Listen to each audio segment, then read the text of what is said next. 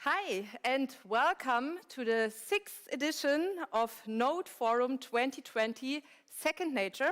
My name is Janne Nora Kummer, and I will be the moderator of this year's NODE Forum. I'm live here in the wonderful Museumturm in Frankfurt am Main, Germany. And yeah, well, there are 6 exciting days lying ahead of us, packed with workshops, panels, artistic interventions, and talks, performances. And we already start today by, of course, having a few words of the people who actually are behind this year's nodes, the heads behind NODE, which will have we will have a short Q&A with them, so we get to know what this node is going to be about. Afterwards, we will have our opening keynote by Anab, Jain, which I'm super excited from Superflux. And then we have two guests of the research team, Skuld, which will tell us something about this great project as well. And in the end of the day, we will have 2 performance screenings. It's a collaboration between the NODE Festival and New Tech in Montreal, Canada. So that's what we're going to experience together today. And maybe for the people who are the newbies tonight, sitting in front of their screen the first time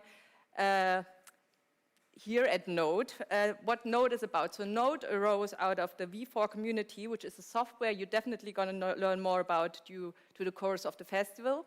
And so out of this community arose the idea to widen it up and to actually face subjects that go beyond the particular knowledge of V4. And that's how this multifaceted program arose. And before we go into a deeper understanding of the second nature subject, I want to introduce you to 3 very important persons who actually made it possible that this year's NODE can be again the 6th time, I believe, in Frankfurt. So now meet our actual host, Matthias Pees, Managing Director of Museumturm, sorry. Julia Claude. Julia Claude is a curator and the Vice Managing Director of Kulturfonds Frankfurt Rhein-Main. And Julia Claude is gonna do her talk in German tonight. And then today, who can't be with us in persona, but did send us a short video message, is the Hessanian Minister of Economics, Energy, Transport and Regional Development, Tariq El-Wazir. And so I already give the words to you, Matthias. Thanks you, and welcome. Yes, hello, welcome to Museumturm, even if it's online for most of you and only for a very selected few live here in the space. It's an honor to host for the 3rd time the NODE Forum for Digital Arts in Museumturm, the 6th edition, but the 3rd one here in Museumturm. As you can see, or maybe can see, I don't know how the cameras will show it to you, we are in a very special situation. It may look to you like a setup or a setting just for the transmission of this forum and this program, but in fact it is a specially built Corona Loge theater for 38, a maximum of 38 spectators. That's what we built in here for half a year due to the pandemic. In all these little compartments, only 2 people can sit in each one of them.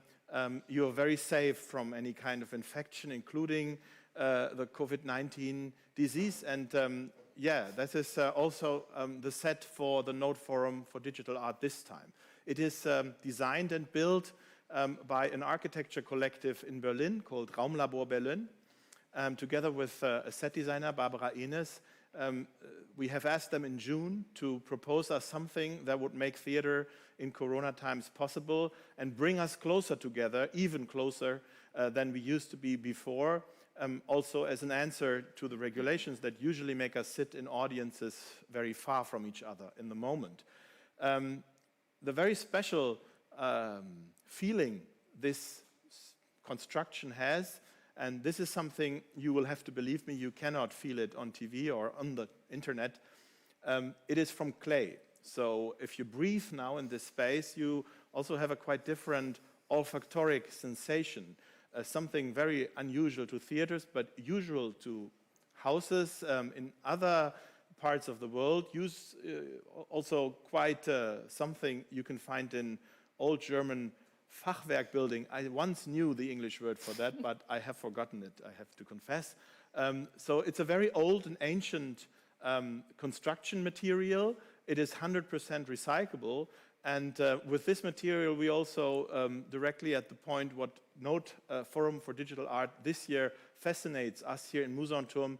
It is not, as one could have thought, a forum about how important digital media will become even more for us now in this time where all of us are, also if we're not from the digital arts, used to communication in video conferences and not live anymore. But it is the topic of sustainability, of ecological impacts, also of the digital world. It's something that many of us in the field of festivals and performing arts houses that work internationally have thought that now, due to Corona, we finally are at the point where we cannot travel anymore, where we do not leave big CO2 footprints behind us due to our researches.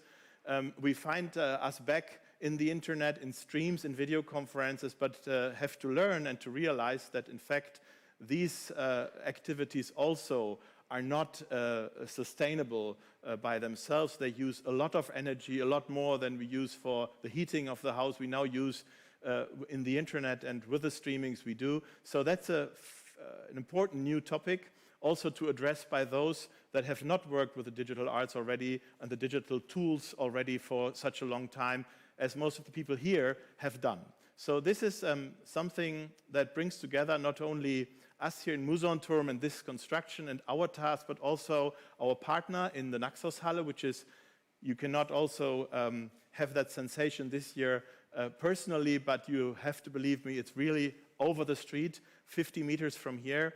And I think this will be explained later by people that are much more into it, there is also another topic of sustainability present with the Naxos greenhouse and the imagination of a production house for the future that has this sustainability. I think also Julia will talk about this in a few moments. I'm very happy to say that the collaboration with the NODE Forum and also the NODE Network has grown in Musanturm and here in Frankfurt quite a lot. As I said, it's the third edition we do here, but as I haven't said yet, we have also joined for other projects we do together during the year here, the programming of the performing arts, but also with other collaborations here in the city of Frankfurt. We are about to launch a program where NODE Network, NODE Forum, and Musanturm collaborate together with the Jewish Museum and the Archaeological Museum of Frankfurt for a project called MetaHub, which starts or takes off from the digitalization of the museum archives and collections here in Frankfurt towards a performative experience with augmented reality and other digital possibilities in the urban space here in the city. It's a project for over 3 years, and we are very happy to have found together for this project in a much deeper and constant way, much more constant way than we used to have with the NODE Festival, which is unfortunately only every 2 years. So maybe that's enough for me tonight. That's already quite a lot and very informative. Thank you so much, Matthias. And then I would say we go, oder ich gebe jetzt das Wort, I'm going to give the word I'm going to switch to German first and then werde ich das Wort an Julia Kloth geben. Vielen Dank. Hi all, sorry for speaking German, I just messed it up. Digitalisierung ist ja das meistbenutzte Schlagwort, zumindest in Deutschland, in den letzten 6 Monaten. Und man fragt sich natürlich, worum es da gehen kann im Hinblick vor allen Dingen auf die darstellende Kunst. Das können ja nicht Theateraufführungen im Briefmarkenformat sein, auch nicht raumgreifende Performanceprojekte, die auf einen kleinen streambaren Ausschnitt verengt sind.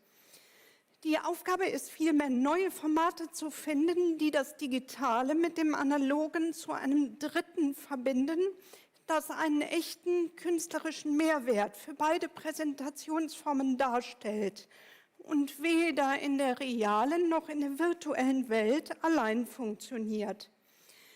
Genau hier setzt das Festival des Vereins NODE an. Während alle von Digitalisierung reden und auch ein gewisser Aktionismus zu verzeichnen ist, betreiben die MacherInnen von NODE ihre Plattform für Design, Kunst und Technologie schon seit mehr als 10 Jahren. Und das Festival ist sogar noch älter. Das NODE Forum for Digital Arts war von Anfang an ein international vernetztes Projekt, das schöpferisch und forschend Tätige aus den Bereichen Kunst, Design und Digital Coding zusammenbringt. Allerdings haben wir hier beim aktuellen Festival ein Thema, deswegen fördern wir das auch als Kulturfonds so gern, nämlich die Fragestellung, wie wir mit ökologischen Krisensituationen umgehen, in der wir uns ja schon seit längerem befinden und in welcher Welt wir morgen leben wollen und können, wenn wir die Welt, die uns derzeit umgibt, zerstört haben. Das Leitmotiv des diesjährigen Festivals Second Nature steht natürlich exemplarisch für etwas, das viel selbstverständlicher sein sollte und durch die Pandemie ein bisschen aus dem Blick geraten bzw. nur einseitig betrieben wurde, nämlich das Forschen und das Diskutieren von Zukunft mit dem Fokus auf einer nachhaltigeren Nutzung unserer Ressourcen. Der Raum ist vielleicht die wichtigste oder eigentliche Schnittstelle zwischen analogen und digitalen Formaten. Er ist im Umfeld der Waldschmidtstraße ja gleich mehrfach thematisiert. Matthias Pees hat gerade schon den uns umgebenden Bau erklärt, der für Hintergrund sorgt für eine Vielzahl von digitalen Formaten. Und in der Naxos-Halle wird gleich eine Nachbildung der Halle im Kleinformat, aber als eine Art Treibhaus für neue Ideen zu sehen sein. Das Greenhouse-Studio, das Greenhouse Naxos, das in Kooperation mit dem Studio Naxos realisiert wurde, war ja schon letztes Wochenende zu sehen. Nun wird es auch lebendig, das heißt virtuell besuchbar. Und der Kulturfonds findet es ganz toll, gleich 2 aktuelle Projekte aus diesem Bereich zu unterstützen. Nämlich in Darmstadt findet aktuell das Festival PAD statt, PAD, Performing Arts und Digitalisierung. Das Arbeiten an genau dieser eben erwähnten Schnittstelle zeigt zwischen realem und virtuellem Raum. Und jetzt NODE, in dessen Rahmen der Kulturfonds Second Nature fördert. Ja, es gibt noch ganz viele andere Förderer, bei denen man sich auch nur bedanken kann, auch bundesweit, was auch von der Bedeutung dieses Projekts zeugt. Ich wünsche allen Beteiligten viel Erfolg für die Durchführung und fruchtbare Begegnungen mit der analogen und der virtuellen Community. Vielen Dank. Vielen Dank, Julia Kloth. Vielen Dank nochmal, Matthias Pees. Jetzt habe ich es gesagt, wie du es vorhin gesagt hast, Pees. Und dann kommen wir, last but not least, we're going to come to the video message of Tarek Al-Wazir. And yeah, let's watch it. Dear all, the NODE Forum for Digital Arts is the international festival dedicated to the creative use of digital technologies. NODE is being held for the 6th time in Frankfurt. Within the Hessian creative industry, it's seen as one of the most prominent festivals in Germany and far beyond. In actual fact, we have already had guests here in the past who have traveled as far as Australia. This year, nobody has to travel by plane, train, or car. The NODE organizers have essentially devised the festival as a live broadcast so that nobody has to take the risk of infection. As such, you can take part in workshops, conferences, and meetings from even the most remote corners of the world. There's a German saying, make a virtue out of necessity. And who better to make the most of it if not the digital creative avant-garde? But of course, there'll be something missing. The encounters beyond the content, the appeal of the other, in this case, Frankfurt. Nonetheless, I hope you'll participate in large numbers, because in these crazy times in particular, it's not just about imagining the future, but designing and planning it. And in this future, we'll have to give thought to real sustainability more than ever. That's why I'm delighted that NODE is addressing this subject.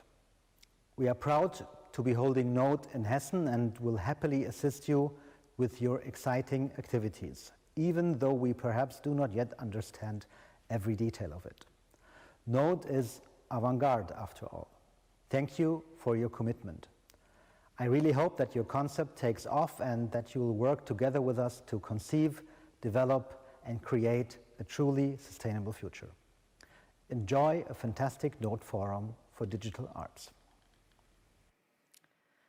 Thank you so much, Tarek Al-Wazir. Thank you too, again. I hope you will join the festival somehow, maybe attend to a workshop or maybe at least to a panel. And I hope I see you around. Thank you. And I wish you a great night. Yes. Thanks for being here. Thanks. Pleasure. Thank you.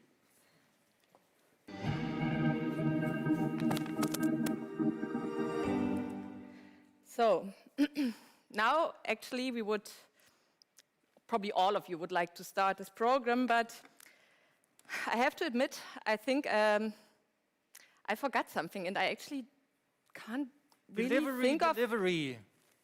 Deliveroo? Did somebody say delivery? Yes. Hi, I'm the postman. Oh, hi, postman. I have a delivery for you. For me? It's a surprise? I love surprises. What is it? I don't know. Not there, that hurts. Ow, ow. You don't know what it is? Let me out. Come Can I on, I'm open so it? excited. Is it I'm for so me? excited. Okay, gotta- I will open it. Oh, let me out. Can I give it to you? Oh, Look how thin it is. Yeah. What is it? Thank you, postman. Oh my God!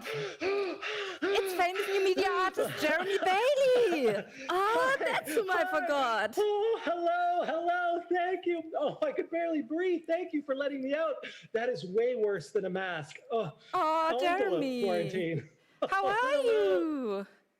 So good now that I'm out of that stuffy envelope. So great to be here. Wow, what an exciting moment.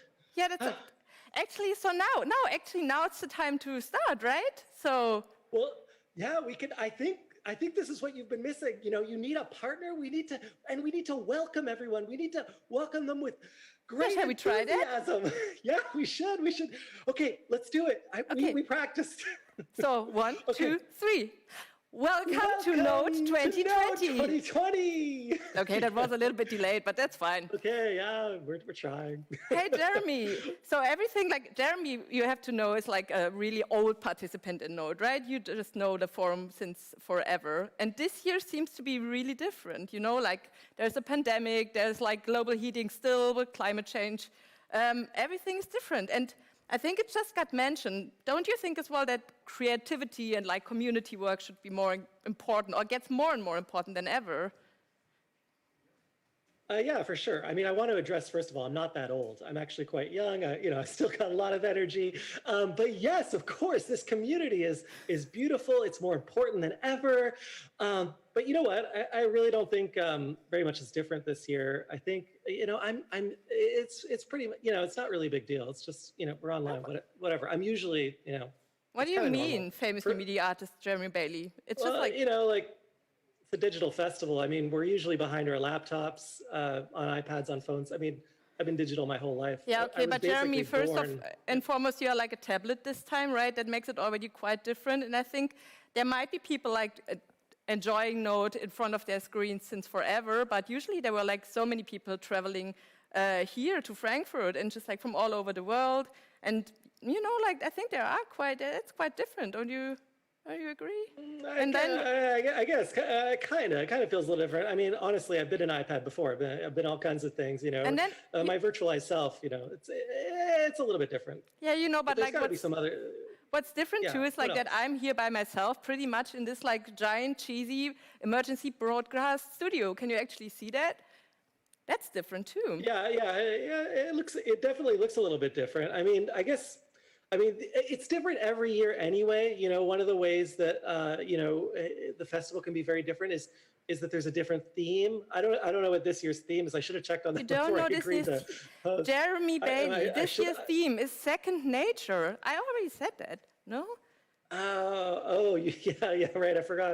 Well, I was putting on my makeup. I mean, yeah, that is a different. Well, so what does that mean? I mean, like, is it like how it's second nature for me to be a unicorn or an iPad? What do you mean? What does that mean?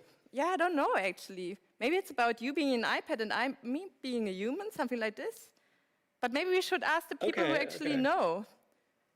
Don't you think? Yeah, let's do it. Well, yeah, there are definitely, there's a huge group of people behind this festival. It's not just you and I. I know we're the pretty face, but yeah, let's get some of the people that do the work out here. Yeah, okay, yeah, then I would say let's welcome Jan Vogt, David Brühl, and Alexander Scholz. Welcome to the emergency broadcast studio. And I will put you somewhere here. Oh, thank you. Can you see? Hi. Hi, Jeremy. Hi, So, Hi. hi, Jan. Hi, David. Hi, Alex. So, Jan is the artistic director and the curational director. The festival and artistic director of this year's Node. David is actually the festival founder, or one of them, and the director of Node. And Alexander Scholz is the co-curator of the Second Nature episode of Node this year. So, very welcome. Nice that you took the time. And I already have a question, which already got kind of answered by Matthias Pees, but why are we in this giant cheese again? Why did you choose this venue? Well, why not be in a cheese in these times? I mean, no, but seriously, we've been, as Matthias already pointed out, we've been in Musantum since 2015, actually. So it's 3 editions now that we've decided to be in this beautiful theater here in Frankfurt. It's actually our home base. And well, I think being in Musantum for us has especially been very, very, they are wonderful hosts. Like I have to express an amazing, like a big thank you to the whole team of Musantum, who are just very beautiful to us in all respects. And it's also actually a very, amazing opportunity to be in such a special place and to try out, because, I mean, look at this thing, it's kind of inspiring to get creative with it and try out something. So this is what we did. This is why we are now in our so-called emergency broadcast studio, which was actually David's idea, I think, mostly, like as a first idea, and I think you should tell a bit more about how we came up with it and like the people behind it. Yeah, welcome from my side as well. Hello, everybody online. I don't know which camera. It's amazing to do this. It feels absolutely different than any Node edition before, and it feels much more staged in a sense as well. But we're flexible, and I think it was in March when Corona shutdown hit us and our festival plannings got a bit mixed up, and it took us maybe, I don't know, like 2 or 3 weeks to have a deep breath and then basically decide, okay, let's take this as a challenge. And I think there's a lot, to learn from times like this, and there's a lot to learn from, crises like we are facing right now. So we decided, okay, let's take the challenge and plan a festival that is trying to do both in a sense. Like first of all, have some production safety. So we were planning ahead that we have a festival that can be attended online only, but we couldn't really tell in March and April how it's going to be in October. So we said, okay, let's locate it in Musanturm. Let's be in Frankfurt and try to stream out and try to bring people in somehow digitally. And so we were inventing and facing discussions, facing a lot of open questions, how are we going to do this? And finally, we have a TV set. It's an interactive TV set.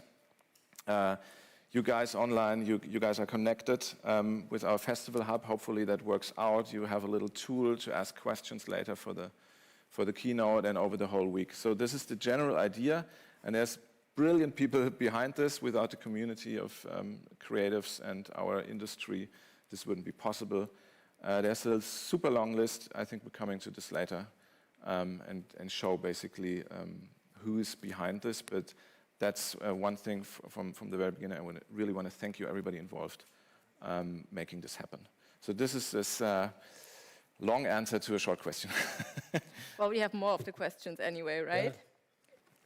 Yeah. I'm wondering. I mean, this seems like a lot of effort. I mean, who is this for? Like, who is Node for? If you're new to Node, what is this community all about? Who are these people that were well, here? yeah, for those who are not who weren't attending from the very beginning, we started this off in 2008 for the first time, and we came together as a software community around a toolkit called VVV, a visual programming environment that has been laid its foundation here in Frankfurt with the brilliant people of Meso. Back then, we thought, okay, let's meet up for a community, and let's meet, let's talk, let's teach, let's meet face to face. So this is the beginning of the whole story, and these are the people. Of course, it grew in different directions, and people, do this and that, and it spreads out internationally. But mainly in the core of it, it's still that. It's creatives working with software and computers to express themselves and to find solutions for in an applied world. That's with who we do this and for whom we do this. Yeah. Nice. Thanks, yeah, that's me. Yeah, that's you, Jeremy. And so Jeremy and me, we were already speculating on the theme of this year's Node, Second Nature, and I would love you to elaborate on this a little bit. How did this arose? Where from? And why does it mean? What does it mean? What does it mean? I mean, I think Frau Dr. Claude already explained it quite well, so I'm a bit struggling what to tell you right now, to be honest. But I can maybe talk a bit about the process, how we came to this point and this term. It was a long process, and I can start maybe by telling you that we start more or less a year in advance with planning this festival. Probably we should even start a bit earlier, considering the crazy things that might happen in such processes and big changes that can challenge us. Yeah, but we started basically in autumn and winter 2019, and honestly, that was the time you probably still, despite Corona, you remember that was the time when basically rainforests all over the world were burning. And also in other respects, I mean, climate change became very, very tangible over the last year. I don't know, maybe it's just me, but I felt everything turned much more tangible on a day-to-day basis.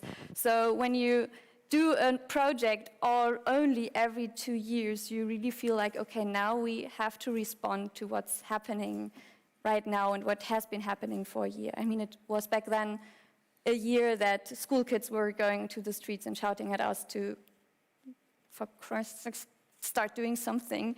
And so we knew that also we had to address this topic. And I mean, we are a community, or we work with a community of creative, artistic, but also very tech-savvy people. And also technology and digital transformation has now their downsides are being discussed right now. And so we were thinking, okay, if we really do a festival, which in itself almost is a not very sustainable thing, you know, you build for a year and you do something that then lives for a week, which is crazy already in sustainability terms. But it's so important to do these encounters. But anyways, back then we thought, okay, as this creative tech-savvy community, we have to ask ourselves, and with the community and with our community, we have to ask ourselves about what our footprint is. We have to discuss the tools that are being applied in our field. We have to really question what we're doing. And so it was kind of a working title in the beginning. But then we also thought, okay, we can also take that very proactively and turn it into something very productive, because there are all these super skilled people in our field. And we want to, together in this week, ask with these people how we can make use of the skills, of the tools that this community brings along.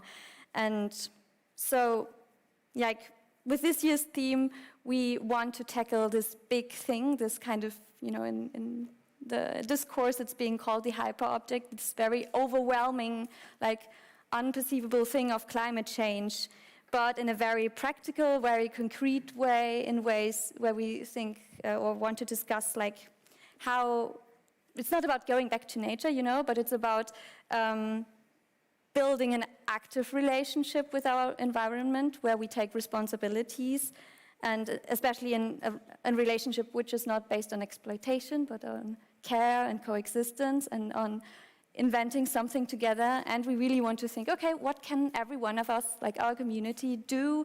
What can we do to inspire others also? How can we contribute to a cause? And how can we very practically change practices? That's great. I'm super looking forward. Now even more. No, I'm so inspired. Yeah, so inspiring, Anna. Like, how, I mean, I'm also inspired to understand, like, how is this all going to come together? I mean, now I feel like we're on a mission. We have just, what, 6 days for this all to come to life, and for us to, how is this all going to work? How's it going to come together throughout the week? Well, let me tell you about that.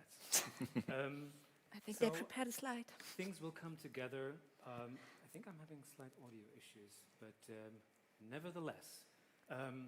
So this thing, these conversations will come together, or not so much these conversations, but like us tackling this topic will come together through conversations, this whole series of conversations, because we have a lot of ground to cover. And conversations feel very natural for NODE. You know, NODE is a platform, it is a forum, it is a place for people to convene and to talk about pressing issues. And yes, we haven't made it exactly easy for us by picking this this overwhelming theme, this hyper-object that Jan already talked about. And picking, you know, climate change and the environmental crisis and the collapse of ecosystems around the world, picking that as a theme within a 6 or 7 day festival, you know, that is a tall order. Because you have to kind of confront questions, you know, how do you talk about existential threats that virtually touch everything? How do you combat a crisis when everything that we do, including this very festival, contributes to it? You know, how do we overcome these feelings of powerlessness? You know, where do we even begin? You know, what can the individual do? And we do need big structural changes. At the same time, the clock is ticking. Everybody needs to get to work. So how can we contribute as a community, as artists, as designers? How can we deploy our practices and sort of help and do our bit? So in order to tackle this big topic, we had to break it down, right? We had to kind of compartmentalize a little bit and kind of look at the things that we are interested in that relate to our community. So we broke it down into 6 distinct chunks. We picked topics and we distributed them throughout the week. So every day we will tackle one topic, one big theme. with selected experts and with, of course, the Node community and everybody watching. And you should be watching, and you should also log into the Festival Hub, where you can ask questions, where you can participate in polls, where you can connect with other speakers, with other festival goers, and kind of help contribute, help shape this festival, but also, you know, kind of help come up with ideas and solutions. So let me briefly run you through a couple of highlights. The first highlight obviously will be tonight's keynote given by Anab Jain, designer, filmmaker, futurist. We're very excited to have her, really looking forward to that. And then starting tomorrow, we will have these, as I already mentioned, every day we chip away at one particular topic. And I do have slides. So let me quickly introduce you to 3 highlights out of the 6. So on Saturday, we will try to map complexities. We'll talk about market forces and political interests and how those dynamics geoengineer the planet, how they block necessary action. So we're trying to untangle kind of like the mess that underpins the environmental crisis. On Sunday, we will be talking about the internet, because obviously the internet is the elephant in the room. According to current estimates, the internet produces more CO2 emissions than air travel combined. That was in the before time, obviously. So yeah, we're looking at kind of the politics behind our network infrastructures, and we're trying to kind of get a better sense of what our individual footprint is, through our online behaviors, and and what the individual can do to kind of to curb the appetite of dirty energy. Yeah, and on Monday it's going to be all about taking action.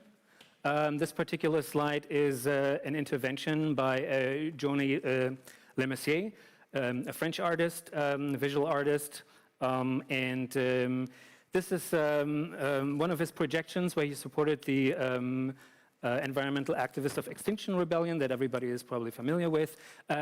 Incidentally, just the other day, I think 2 or 3 days ago, he supported Ende Gelände at Europe's largest coal mine, the protests with another amazing laser projections. So in this panel, we have a bunch of people that all kind of share their experiences when it comes to taking action. How can we use emergent technologies to make our voices heard, to aid contemporary environmental movements, and also we also want to explore a little bit about personal sacrifice, right? How far are some of us willing to go to kind of force action to make the world a better place? And then, not yet, my friend. Over the rest of the week, just a brief preview, we will also be talking about turning climate grief and eco-anxiety into a resource. We will examine new multi-species perspectives and how those are connected to resilience. And then in the last panel on Thursday, it's going to be all about ecotopias, environmental utopias, how we can dream them up and how we can make them a reality. And the last thing, if I may, so this whole discursive exercise that will unfold over the next several days will be complemented by a practical counterpart, which will be the Second Nature Lab, which will begin after the festival. And the Second Nature Lab is where you can join selected panelists and speakers from this festival in kind of prototyping and idea developing exercises, like hands-on sessions where we get to build stuff, where we get to co-create ideas. And these sessions will happen over several weeks, so people will have a lot of time to really work on their projects. And this project the Second Nature Lab will, I think, run until next summer. So there will be a lot of fantastic opportunities to learn stuff, to gain knowledge, but also to apply it, right? And then share it with other people. And yeah, more details on that. And yeah, back to you. That was already quite a lot of information. Sorry. But I know that it wasn't everything, right? Jeremy, what do you think? Well, no, I mean, there's usually lots of other stuff. Like there's workshops and special things that happen. What else is, there's got to be more. I mean, yeah, it's a lot, but there's more, right? Let me we can take this. handle. I mean, running Node is a complex thing. You know, on the one hand side, we want to talk about like really urgent topics, like the one we just introduced, and that is very important. On the other hand, we come together to learn software and to train our skills. So it's basically two worlds that we have to bring together into one festival, and that is always a super grateful challenge to take. And we're trying to do this in a sense that we have, on the one hand side, we have community workshops. We have over 30 workshops running over the complete festival week. You guys can access all of that through the Festival Hub. For those who haven't onboarded yet, please do that. That's the place where you actually follow the workshops, where you actually take the interactive part in it. And that's the place where you can also ask the questions for the conference that is being held here inside. And this conference is basically a mixture of sessions that we have. So on the one hand side, we have these 6 major panels dealing with the topic, but then we have different formats that are addressing more, showcasing people from the community, showcasing their work, showcasing their artistic profile, invite them on stage. We're going to have a setup here where we can invite people from remote and talk with them physically here. And then we have some formats in between that are relevant for the community, in a sense that we invited, for instance, a bunch of people working together with media artist Refik Anadol, who became famous over the last couple of years for his works. But I think as Node, it is also very important to highlight the people behind structures and to give light and to those who are not yet there yet. So what we're going to do is we have a session on Monday with him, for instance, where we talk with the people beside him, and talking about how they work, going into their projects, going into their patches. That's what we do on Monday, and the day before, on Sunday, we have a similar deep dive together with Marshmallow Laser Feast, for instance.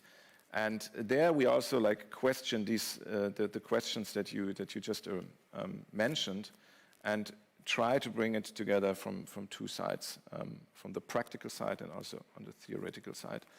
And that's in the box. Yeah, maybe we have that slide for the workshops again. I think that is a bunch of 30 workshops running over the week, and it's being put together by the Node Institute that we founded last year. It's an institute where we do this regularly now, starting because we felt the festival, and that's exactly the same topic. How sustainable can a festival be if it's over after a few days and you had a lot of energy and effort, costs, and making this happen? So why don't reuse what you've learned? So this is the idea of the institute, and together with the community and brilliant minds, we put together the education program. Maybe that's a little forecast. But no, that's a lot. Yeah. But I think there is still space in the box, right? I mean, you still didn't tell us everything, isn't that? No, yeah, of course, yeah. There's the way I first got involved with the festival actually was with the exhibitions. Usually there's an exhibition, it's 2 buildings, it sprawls out into the city. What are we doing about that? How are we going to make up for that loss? What are we doing? Jan? Well, nothing's lost. Nothing's lost. Well, to be honest, the question of the exhibition was a challenging one, because in the past our exhibition was already crazy. For a week we built an amazing, huge exhibition. So doing this for maybe just a few visitors was kind of a bummer as an idea, but we came up with something. And actually we joined or teamed up with our second traditional beautiful venue in Frankfurt, which is Naxos Halle, and the different groups involved, which is Studio Naxos and Theater Willy Bramme especially. And as they, as a team, for a while now, had been thinking on how to change their space, also in terms of sustainability. You have to know it's like an old industrial building right on the other side of the street of this theater. And it has its issues, let's say, with energy consumption and things like that. And it's also, as a theater, a space which is usually closed during the day through rehearsals and everything. And they always had this dream of, we want to open it actually for the neighborhood and for everyone all the time, but it's just not feasible. So yeah, we kind of had the same challenge, how to bring in people, even though we have like physical boundaries. And we have the sustainability question in common. So this is why we created a virtual Naxos-Halle, which is our online-based greenhouse Naxos, built by an amazing team working in the back again. And yeah, with them, this will be our exhibition venue. So a lot of people involved in the conference program are showing work there. There is an artist from Japan who's basically running a side track, a hidden unconference program, which I'm actually not even totally familiar with. He's like constantly inviting people to do stuff over there, so you can join still too. Then there is, for example, in the exhibition you can see another work by the artists who built our beautiful key visual and a lot of more artworks you can explore in this virtual space. Then we have our Teens Hack Space. You have to understand that for a while now, since 2017, we are closely collaborating with the Youth Council, the youth organization of the city of Frankfurt. And with them, we are running a Teens Hack Space, workshops. There are guided tours. There's a group of ambassadors, we call them ambassadors this time, who are connecting the virtual and the analog life, and who are trying to build bridges between those two worlds. So they give guided tours. Let me see what I forgot. I probably forgot something. And there will be an amazing performance happening there, which will be especially produced for this NODE event by the Offenbach artist duo BBB. And this will be a premiere, so there's lots of stuff happening over there, and you can join. The space will be launched tonight as well, and you will find that on our website, and we will link it to different social media as well. It's greenhousenaxos.com. And when is the choreographic coding lab happening in Green? All the time. All the time. So yeah, just over look the course of the complete week. Yes. There's a meeting going on. That's the Japanese artist. Exactly. It's choreographic coding lab online. We used to run the choreographic coding lab together with a research project, Motion Bank. He was one of the earliest participants of this lab, and he just made his own in our virtual space. And how do you enter, and where? You can enter in two ways. One is through the website, greenhousenaxos.com, and then you enter as an avatar into the virtual space and shapeshift, basically. And then there is also, for those people who are in Frankfurt, who have some time throughout the week, starting from tomorrow, you can join right on the other side of the street for real. You can join like with your body and enter the venue. And there you find a VR portal. It's a beautiful greenhouse where there's our team waiting for you, explaining you how this all works out, and who's like guiding you to the other world, to the other realm. That is that really like that's so much, and yeah, I don't even know. Like maybe, what do you think, Jeremy? Well, I don't know. I mean, it's not really enough. I mean, it's never enough. I mean, you know what I ask myself, like, there is one thing, right, that it should be on every festival. Like, what about parties? I think Jeremy and me were really keen on parties. Yes, like. I think you won't lack parties. There's amazing musicians playing at NODE. We do screen in collaboration with Music Montreal. You said that in the beginning. Wonderful festival in Canada.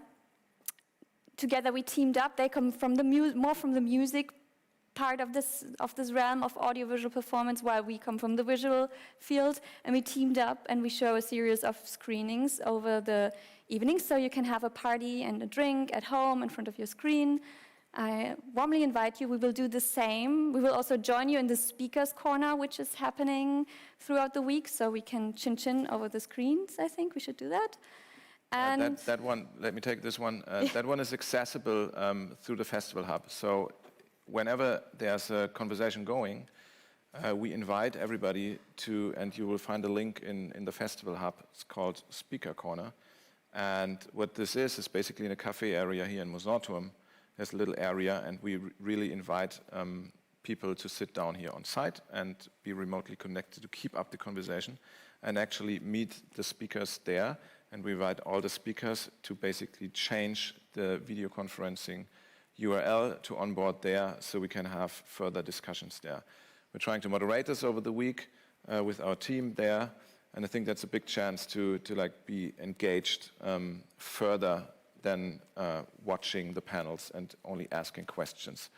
So we were coming up with more ideas how to actually have this as interactive as possible. Yeah. So could we meet in the VR space as well, Oh, or yeah. in the multiplayer?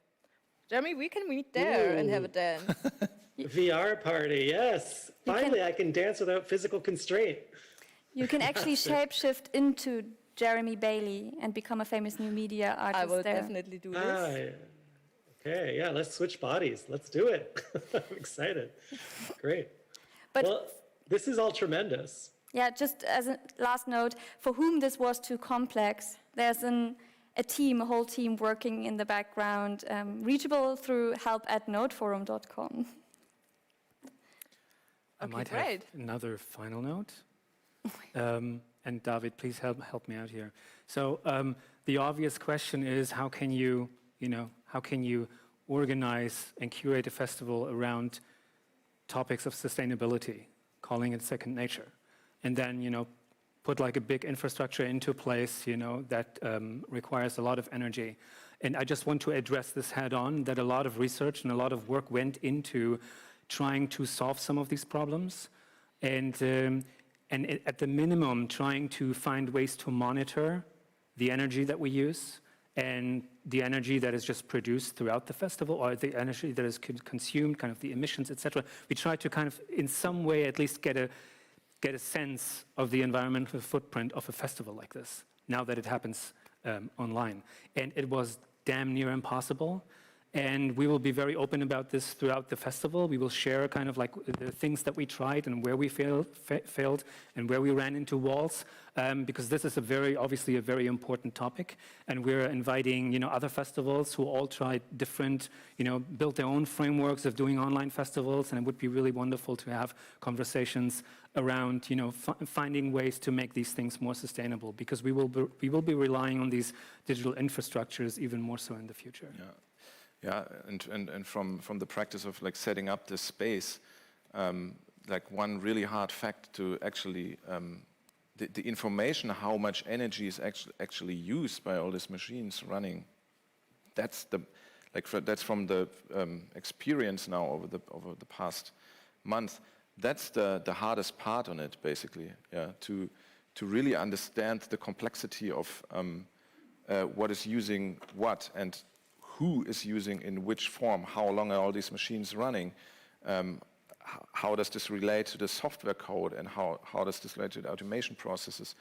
And it's actually very hard, and that's, I think, something that I take out of the discourses that we had, that at the moment it feels like we can only fail at some sort of an what's that in English, like some sort of an Ohnmacht, like and how do we like start the conversation now and have come up with ideas, solutions for ourselves, for our practices. I think this is the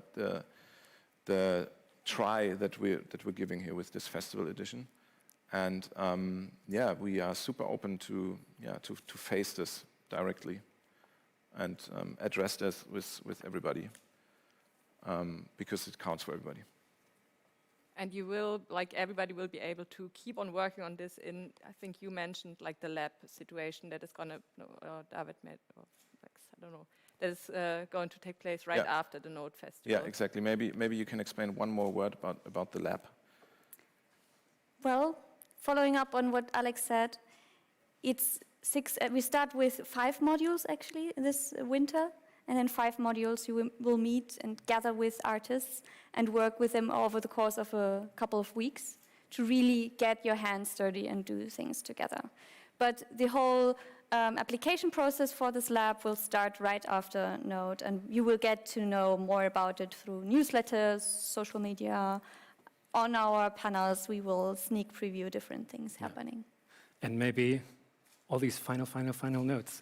We try to link these lab modules with the panels that we have, that we're looking forward to having over the next few days. If you're interested in getting your hands dirty, then tune into the panels, because from each panel there will be one creative practitioner who will host one of the lab sessions. So depending on what you're into, Maybe one very last thing. Again, one thing. It's going to be our running gag. We haven't mentioned, first of all, the collaboration with MUTEC and the screenings we're going to see at night. I did. You did? I missed it. But that's happening like every night, and we're super proud. But what we did is that we called our community and we called the MUTEC community and brought it together to a screening program. That's super nice. And do we have to thank somebody that's special? what I was actually about to ask, because this is so much content, this is so much organizational work and like so much time that run, like so much labor as well. Like how is this financed? So yes, that's right. It's actually not just us, the 3 of us, as you might have guessed. Some of the people we have to thank already were here on stage. First and foremost, we have to thank the whole Ministry of Economics, Energy, Transport and Regional Development, and not just Tarek Al-Wazir, but the amazing team that's behind the ministry and also present in this room. Thank you very much for being so continuous supporters. We have to thank Frau Dr. Claude, but also Frau Wolf and the Kulturfonds Rhein-Main, whom we are collaborating with this year for the first time. And it was very nice that you followed us through this event and also the press conference. Thank you so much. There's the Stiftung Polytechnische Gesellschaft, which has been also supporting us for a couple of years now. And Frau Lipp is also here in the room, even if you don't see her. Thank you very much for supporting us and visiting us. And there's the Creative Hub Frankfurt Economic Development Agency, which is also here, everyone here. Thank you so much for always being by our side. Aventis Foundation and especially the program Experimente Digital supported us this year, and this is like how all of this was made possible. Then different projects throughout the week are supported by Nationales Performance-Netz and Musikfonds. We have special performative program which is supported by these 2 partners. Thank you so much for helping out to making these artworks and these amazing artists more visible and be part of this program. And MUTEC Montreal Corporation is being, of course, funded by the Canadian Arts Council for the Arts, which was supposed to have a whole year of Canadian artists being present in Germany, which, as you all know, was turned kind of impossible. So we especially thank you that they're also supporting a virtual presence, which I didn't consider obvious and forgiven in the beginning. So thank you very much over there. And of course, I mentioned them already a couple of times, Künstlerhaus Musanturm and the whole team, Studio Naxos and the whole team. Of course, our everlasting partners, the V4 group and the V4 community was mentioned a couple of times. There is our long-term partner and supporter, Meso, also a guest tonight. Sebastian, thank you so much for being continuously by our side. There is, together with Goethe University and especially Professor Verena Kuni, we did our mediation program now for a couple of years, and she's always by our side with the team. And University of Applied Science and Professor Florian Jennet, who's actually also team member of NODE and who kind of grew out of this group and is bringing students in. And so there's so many students involved, which we're so grateful for. Actually, because there's so amazing universities in this region as well. Come to study here, you should. It's great. And there's Cetis and Phi, with whom this crazy emergency broadcast studio wouldn't be possible. It's just insane. I tell you how much they support us as well. And I'm now running through the list very quickly because otherwise I'm consuming all the time. I'll try to be quick. There's NSYNC, Kling Klang Klong, Bright, Meso, Meso I mentioned, Mbox, there's Exchange Technologies, Stipe, Copyright Communication, Stage Position, Schnelle Bunte Bilder, and an amazing team of people like Johannes, Björn, Stefan, Christian, and many more, which you will get to know our team over the week. We will do different behind-the-scenes shots and all applaud them online on our different media, so thanks so much. Again, as I said, the Teens program is supported by the City of Frankfurt and the Youth Council. Since this year, we are collaborating with Hessische Bundeszentrale, Landeszentrale für politische Bildung, the Landeszentrale. 4 people are on our site, DENIC and Jugend Kulturkirche St. Peter. Fields Like Hessen is supporting us, Fiber Festival, B3 Biennale, Museum for Communication, and Holo Magazine, who's also over there, by the way. So, and probably I forgot something, and I will be very ashamed afterwards. So sorry for that already if I forgot something. That was someone. Okay, so Jeremy, you can repeat that. So, yeah. I got it. I'll post it online. Yeah, I'll post it on Twitter. Cool. So yeah, we are out of time nearly for this part of our evening program. Thank you so much, Dan. Thank you so much, David, and thank you so much, Alex. And now Thank you so much, both. Thank you. Thank you. Thank you. Danke. So now I'm happy to announce our opening keynote by Anab Jain, which is going to be moderated by Alex. It's not going to happen here, it's going to happen over there in our panel studio. And yeah, the keynote is called Towards More Than Human Futures. And yeah, I'm super excited. And yeah, have fun.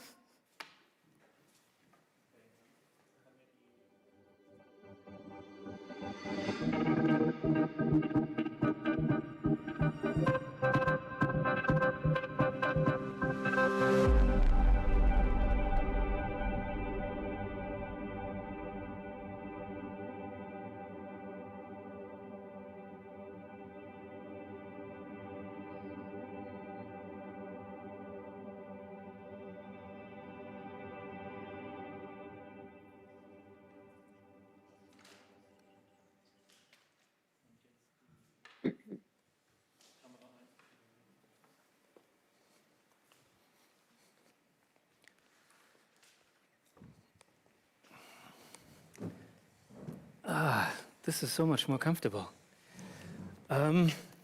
So, This is a secret. Anab, it's nice to see you again. We had the pleasure this morning for a quick technical test. Let me pull up my notes. Before I will introduce our keynote speaker, I do want to welcome everybody who's just tuning in online and the people who just woken up again here on site. So welcome to NODE 2020, NODE Forum for Digital Arts. Welcome to our beautiful emergency broadcast studio. We already dubbed it affectionately the Giant Cheese. The structure actually has been built by Raumlabor. Yeah, I'm very excited about hosting the first highlight of the Second Nature program. We talked a little bit about what Second Nature means for us in the introduction. And so over the next few days, 6 to be exact, we will explore how we, a community of artists and designers, can tackle environmental and sustainability issues and imagine other better futures. And I could not think of a better speaker to set the stage for these conversations than Anab Jain. Anab, welcome to NODE 20. We're very excited to have you here. You're joining us from London tonight. How are you today? I'm very well, thank you, Alex, and thanks for the invitation. It's a pleasure to be here. Wonderful. Be here and there. Yes, exactly. So for those of you who are not familiar with Anab's work, Anab Jain is a designer, filmmaker, futurist, and an educator. She's the co-founder and director of Superflux, a London-based design studio and foresight consultancy that has received a lot of acclaim for the worlds they create, kind of the stories that they tell, and worlds and stories that they say provoke and inspire us to engage with the precarity of our rapidly changing world. I first came across Superflux's work in the sort of early 2010s, mid-2010s, when terms like critical design, speculative design, and design fiction started gaining wider traction. And kind of these terms introduced this idea that design can be more than just a creative practice in service of industry, right? Instead, it can be a way of doing research, of asking questions, and through the creation of artifacts, prototypes, and narratives that, in the words of Bruce Sterling, suspend disbelief about change. And I think Superflux really embodies this type of radical thinking and imagining, and over the years, their work has been exhibited in major museums around the world, the MoMA, the V&A in London. They also work with major companies, as well as governments, to anticipate possible futures. And through their work, they have not only kind of helped establish legitimacy of speculative design and design fiction, but they also kind of created a space for other people, for other practitioners to inhabit. I could go on singing Anab's praises for a long time, but instead I will let somebody else more qualified to do that. So last night, sneakily, I reached out to one of Anab's peers and frequent collaborators, British science fiction writer Tim Mon, and I asked him, please, can you maybe comment on Anab's work? And this is what Tim had to say. Anab's work is so vital, not just because of her great eye for aesthetics and design, but because she's never afraid to cut through the bullshit buzzwords and commercial pandering that plague so much of corporate foresight work, and to dive into really thinking critically about technology and the future. I'm always excited and flattered when she asks me to collaborate on a Superflux project, because I know we'll end up making something special together. So, well, there you have it. And speaking of something special, Anab, the floor, quote unquote, is yours. Thank you, Alex. That was so kind. And thank you, Tim, if you're tuning in. I probably think you're not, but yeah, I'll text you later. So I'm going to launch straight in because I've got a long talk ahead, and I'm going to start with this image that is on the screen. This is the painting of a revolt, the revolt or the mutiny of 1857, as my Indian history books would say. 150 years ago, it seemed that these things were so unheard of in that part of the world that you could have a revolt and simply call it the revolt. So what happened? The year was 1857, and the British were rapidly colonizing India. On 29th March, an Indian soldier called Mangal Pandey attacked a British sergeant and wounded a soldier. So the presiding general, Hearsay, ordered another Indian soldier to arrest Mangal Pandey, but he refused. And so Mangal Pandey and the other Indian soldier were arrested and hung. The rest of the Indian soldiers of that regiment lost their places in the army. But the unrest had spread thanks to Pandey. This really was the moment when India's fight for independence against the British colonial power began. Of course, this is just one of the many histories we are told. For instance, here in Britain, the long periods of colonialism were just not part of schools, apart perhaps from like a fleeting mention of the glorious British Raj. The intensity of the revolt kicked off by Pandey was just the start. It took numerous other mutinies led by thousands of people that finally, 90 years later, India and Pakistan got independence. Our colonial histories are dark and murky, and that's becoming very, very relevant today, especially to really think about these things. But what is clear is that it takes years of belief, rebellion, and constant hope held by millions of people that leads to this moment of what you might call freedom. Revolutions are slow, revolutions are dark, revolutions are hope, revolutions shape futures. So I've started with my colonial histories because I think a lot about futures, because there are no futures without history. And when mine was not overwhelmingly dominated by a very clear revolution with a very specific enemy who had to be defeated. But today, ironically, living in Britain, if I look around me, what is my revolt? The enemy is not just one face or one thing, but far more tortuous, indiscernible, and faceless.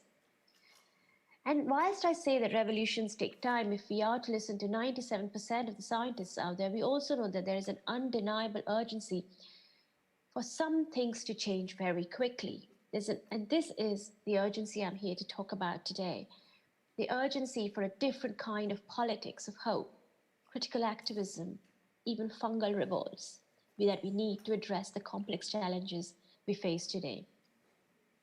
So what does this mean? Let me start with an example from one of our recent films, Everything Connects to Everything, commissioned by the V&A Museum.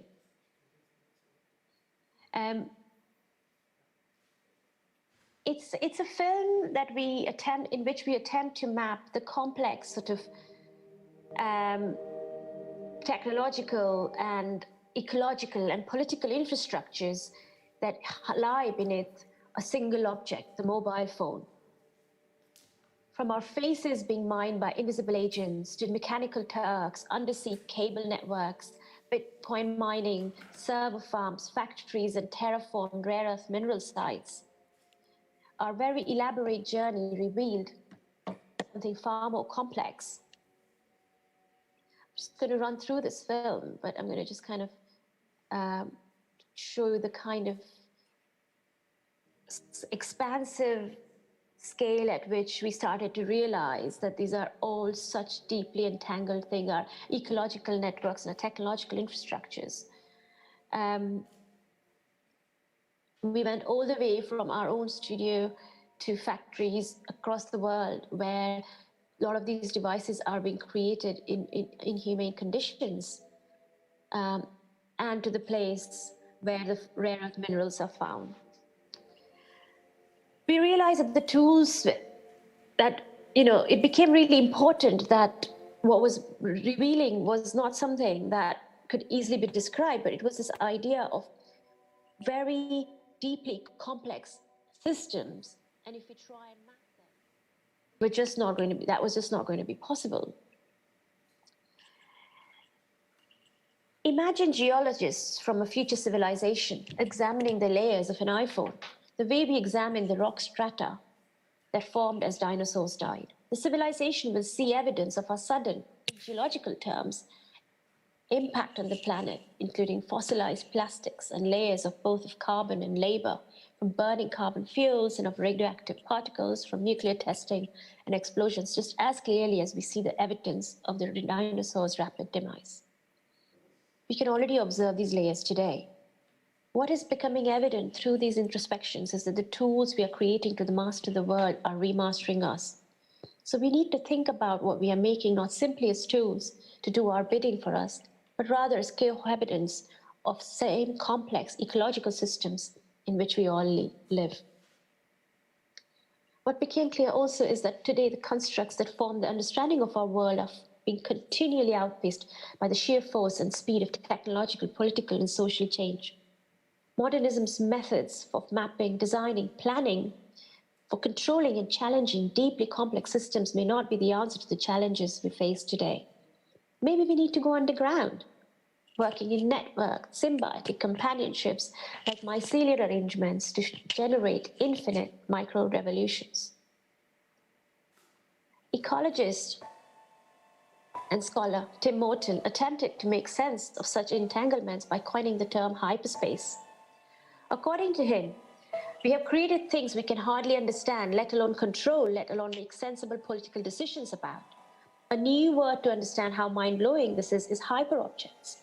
Hyperobjects are phenomena like radioactive materials and global warming that stretch and outlast most human timescales, or are massively distributed in terrestrial space and so are unavailable for immediate human experience.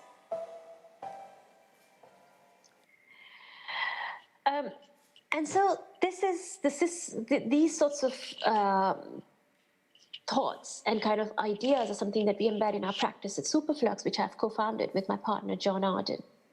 We grapple with some of these complexities and how to navigate them. By bringing these knotty worlds into the present, into the here and the now, our hope is to help people engage emotionally with some of the complex challenges we face today, but also to consider the vast potential of the future. One of our most recent and ambitious works to date is mitigation of shock, a project where we wanted to condense the vast amorphous form of the climate change hyperobject into something recognizable and tangible, understandable. It all started with this familiar graph by NASA showing our shattering progress in warming up the planet.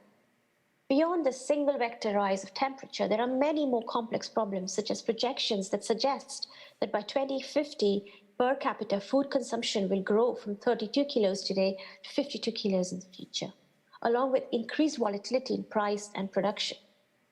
However, we found that most people in their everyday life are at a loss of how to make sense of such a graph. So based on such projections, we started to explore one possible future where the Western world has moved from abundance to scarcity. We imagined living in a future city with repeated flooding, periods with almost no food in supermarkets, economic instabilities, broken supply chains. What can we do to not just survive but prosper in such a world? What food can we eat? To really get inside these questions, we did a ton of live prototyping last years, in the last few years, and we imagined that a lot of our homes will become spaces for food production. And so we started building food computers from scratch, building them in the cheapest way possible from salvaged, abandoned, and repurposed materials, turning today's waste into tomorrow's dinner. John, who had led this project from my colleagues, had never built a food computer before. So in practical terms, it meant a lot of testing, trial and error to find, forage, build, and improvise. And yes, we had our own share of accidents, but we learned a lot. Heat sinks as grow lights, whilst the actual shop bought grow lights didn't work. This is the only app we ever made to check the soil's health. Not very glamorous at all. Foraged pallets were used for thriving tomato plants. I was, of course, really obsessed with this kind of root ecologies, like a sort of a slow TV, as well as mushrooms that we tried desperately to grow. We had locusts for a bit, but that didn't quite work out well. And then, as you say, shit started getting real. This is a test apartment of our family a few years ago inside the studio to see what it would feel like. And here's John testing the technique of fogponics. So we started using just fog, no water or even soil, to grow things quickly. All this testing and making and failing till it was finally ready. Our final installation, mitigation of shock, transports visitors into a London flat, perhaps around 2050 or so, when our son might be around our age. And this was exhibited at the Center for Contemporary Culture at Barcelona, a show called After the End of the World, curated by Jose Luis da Vinci. I'm going to take you into a video where one of the inhabitants shares their personal experience of adjusting to a world transformed by food security and climate extremities at home and in their local community.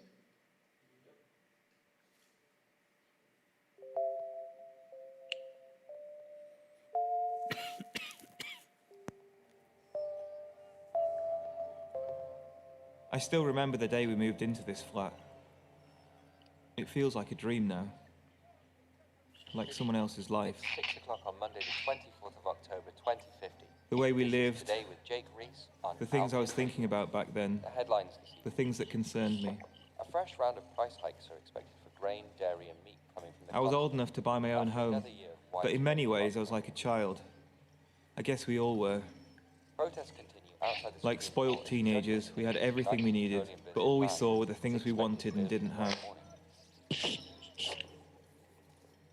I can hardly imagine taking anything for granted now. Hurricane Saeed has caused billions of dollars of damage and the widespread loss of life across the Persian Gulf.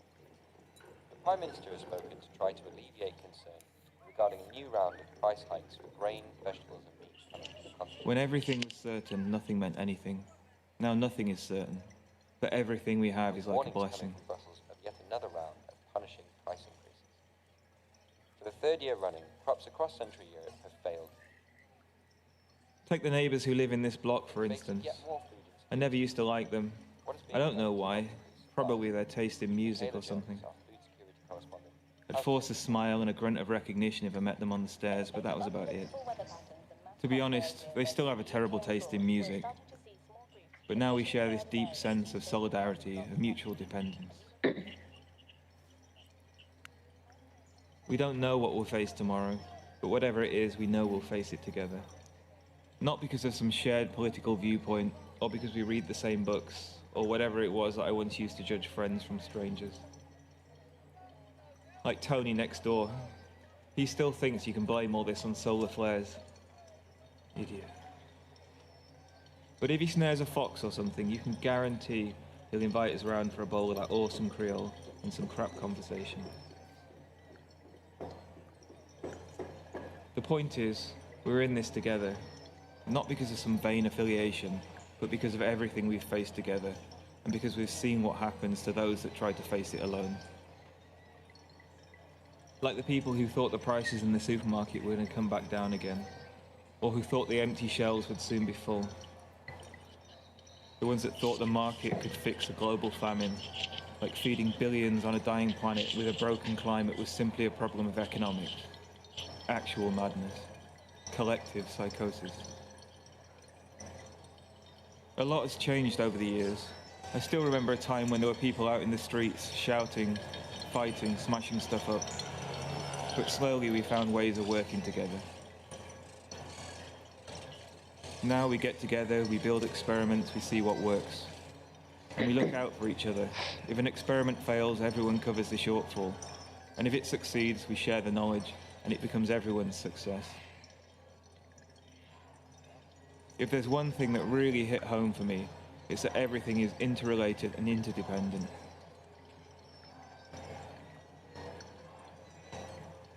It's been a hard lesson, but I think we've all made peace with this now. I just wish we could have learned it a little sooner.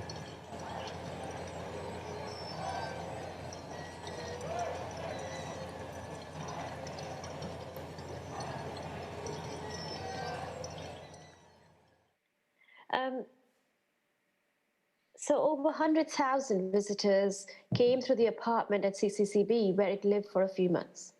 The idea is that this is not a prediction, not a render.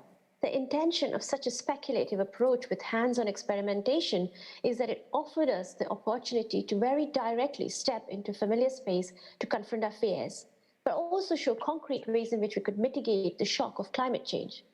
If our work becomes a catalyzing force for people to imagine things they would not have been able to imagine otherwise, then that's powerful. And for me, this is a slow form of critical activism. For this system, we spend a lot of time making and building and growing systems, but we also obsessed over every single detail in the apartment, from newspapers to books such as Pets as Protein and How to Eat in Scarcity, recipes, local foraging maps, neighbors growing notes, to-do lists in the house, ledgers, to drawings of kids on the walls, to fox skins, and even the sofa, wall clock, books and clothes that we brought from our own home so visitors could really settle in. We've put up the recipes for how to build these food stacks and Instructables in order for people to try and test it out themselves. The important thing is that this work is not a one-off, but more like a work in progress. The second episode of this show was shown at the Art Science Museum in Singapore, curated by Hannah Haja and Adrian George. This is a glimpse of that installation, which was set in a Singaporean HPD apartment around the mid-21st century. And this time we wanted to move away from the tech so as to not depend on forage, like these foggers and sensors, and make things even easier to grow using simple techniques. Applying a permacultural approach, adapting principles of circular farming, reuse of waste, companion planting, and soil health as part of a permanent indoor agriculture system. So that the idea is that the home becomes more of a multi-species microcosm, rather than growing systems on the periphery, you live through and amongst them.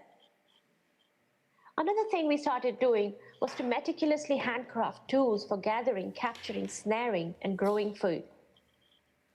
Bamboo snares with strings from abandoned fishing nets, and these kind of foam hand-whittled blades, as well as spears made from discarded Arduino circuit boards and whittled bamboo.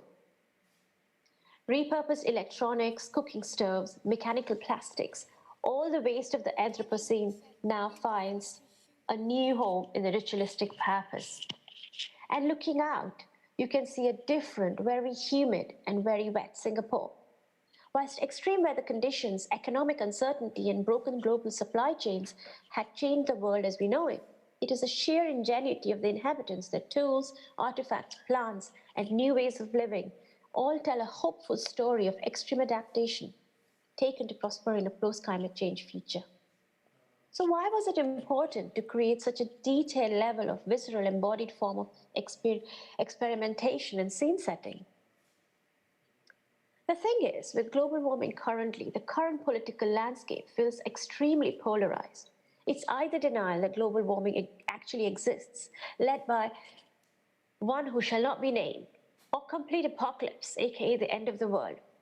And as we sway between doom and denial, we are stuck in what Laurent Berlant calls a state of impasse, a moment where existing social imaginaries and practices no longer produce the outcomes they once did, but no new imaginaries or practices have yet been created. Philosopher Isabel Stengers writes how such a state of impasse is actively produced by the managers of the status quo, or the guardians. These guardians actively work to produce a situation where it becomes impossible to imagine anything other than the status quo. And Stengers continues, when choices are presented by these guardians, they're infernal alternatives, a series of non-choices presented as choices to people. You know, the choice between doing nothing about climate change or geoengineering the climate, the choice to do nothing about deforestation, or the choice to trade forests as commodities in order to preserve their value. This production of two bad alternatives, where one is less bad than the other, is a means by which guardians make problems inaccessible to anyone but themselves. And so a cold panic and an impotent fear of the future sets in, functionally demobilizing people. So how do we resist the gravitational pull of the impasse and deflect these invisible forces of power? How do we imagine different worlds within the current political landscape? With our practice and works like mitigation of shock and so many other narratives out there, we are all writing stories of extreme adaptation, emerging in precarity, and thriving in the blasted ruins of capitalism. It may be the end of the world as we know it, but other worlds are already here and are possible. Whilst the idea of creating alternative experiential futures sounds great, it's actually a really difficult uphill battle. We find that the desire to package these futures into neat solutions and roadmaps is overwhelmingly strong. But more than that, we've learned that it is very difficult for people to not jump to conclusions. There's a tendency to see whatever instantiation of the future you present as the future and therefore a prediction, or it's completely dismissed as it doesn't align with their ideological worldview. The possibility of sitting with discomfort and being open to multiple views of the world is difficult. Our prospective brains are not quite trained to maintain these multiple worldviews when simultaneously being forcefully told by the media what we should see, hear, and believe. But we all know the dangers of a singular narrative. In the beginning, I had shown the glorious newspaper headlines marking India's independence from the British Raj and the sheer patriotism that the revolution festered. But independence also meant this. These are scenes from the partition of India and Pakistan. 15 million Hindus and Muslims were displaced as they rushed back and forth into the countries they did not belong to, but were forced to move because of their religions. And its roots goes to the political strategy adopted by the colonial British powers, the idea of divide and rule, the idea of creating oppositional factions and then pitting them against each other. And the communal violence continues to date. I have been subject, my whole family and so many others, to numerous curfews while growing up, intermittent riots, and thousands of people dying. The divide and rule maxim has been adopted, was actually attributed to Philip II of Macedon. It was utilized by Julius Caesar and Napoleon. In Perpetual Peace, a philosophical sketch, Immanuel Kant lays out 3 maxims to maintain peace in the state. Act now, make excuses later if you commit a crime, and divide and rule. And Kant knows that the problem of setting up a state can be solved even by a nation of devils, so long as they possess an appropriate constitution which pits opposing factions against each other with a system of checks and balances. Pitting people against each other on constructed ideologies is a well-established political strategy. Denialism versus doom is something I mentioned earlier with climate, but this perpetuates down today as we know it to every level. Intentionally confrontational messages and memes keep us fighting, deflecting from the attention that could be given to things that matter. Recently, through a project, we had the opportunity to further explore the depths to which this happens, increasingly by sentient, algorithmically mediated networks. Fractured and fragmented narratives of post-truth, culture wars, filter bubbles are used as weapons to manipulate any sense of reality. A final outcome of film called Trigger Warning is deliberately uncomfortable, fast-paced journey through a new future of memes. Switching between first-person perspectives, the story embodies current culture caches bubbling away beneath the surface of the city. I'll just show you a short glimpse. Oh, what have I done? Okay.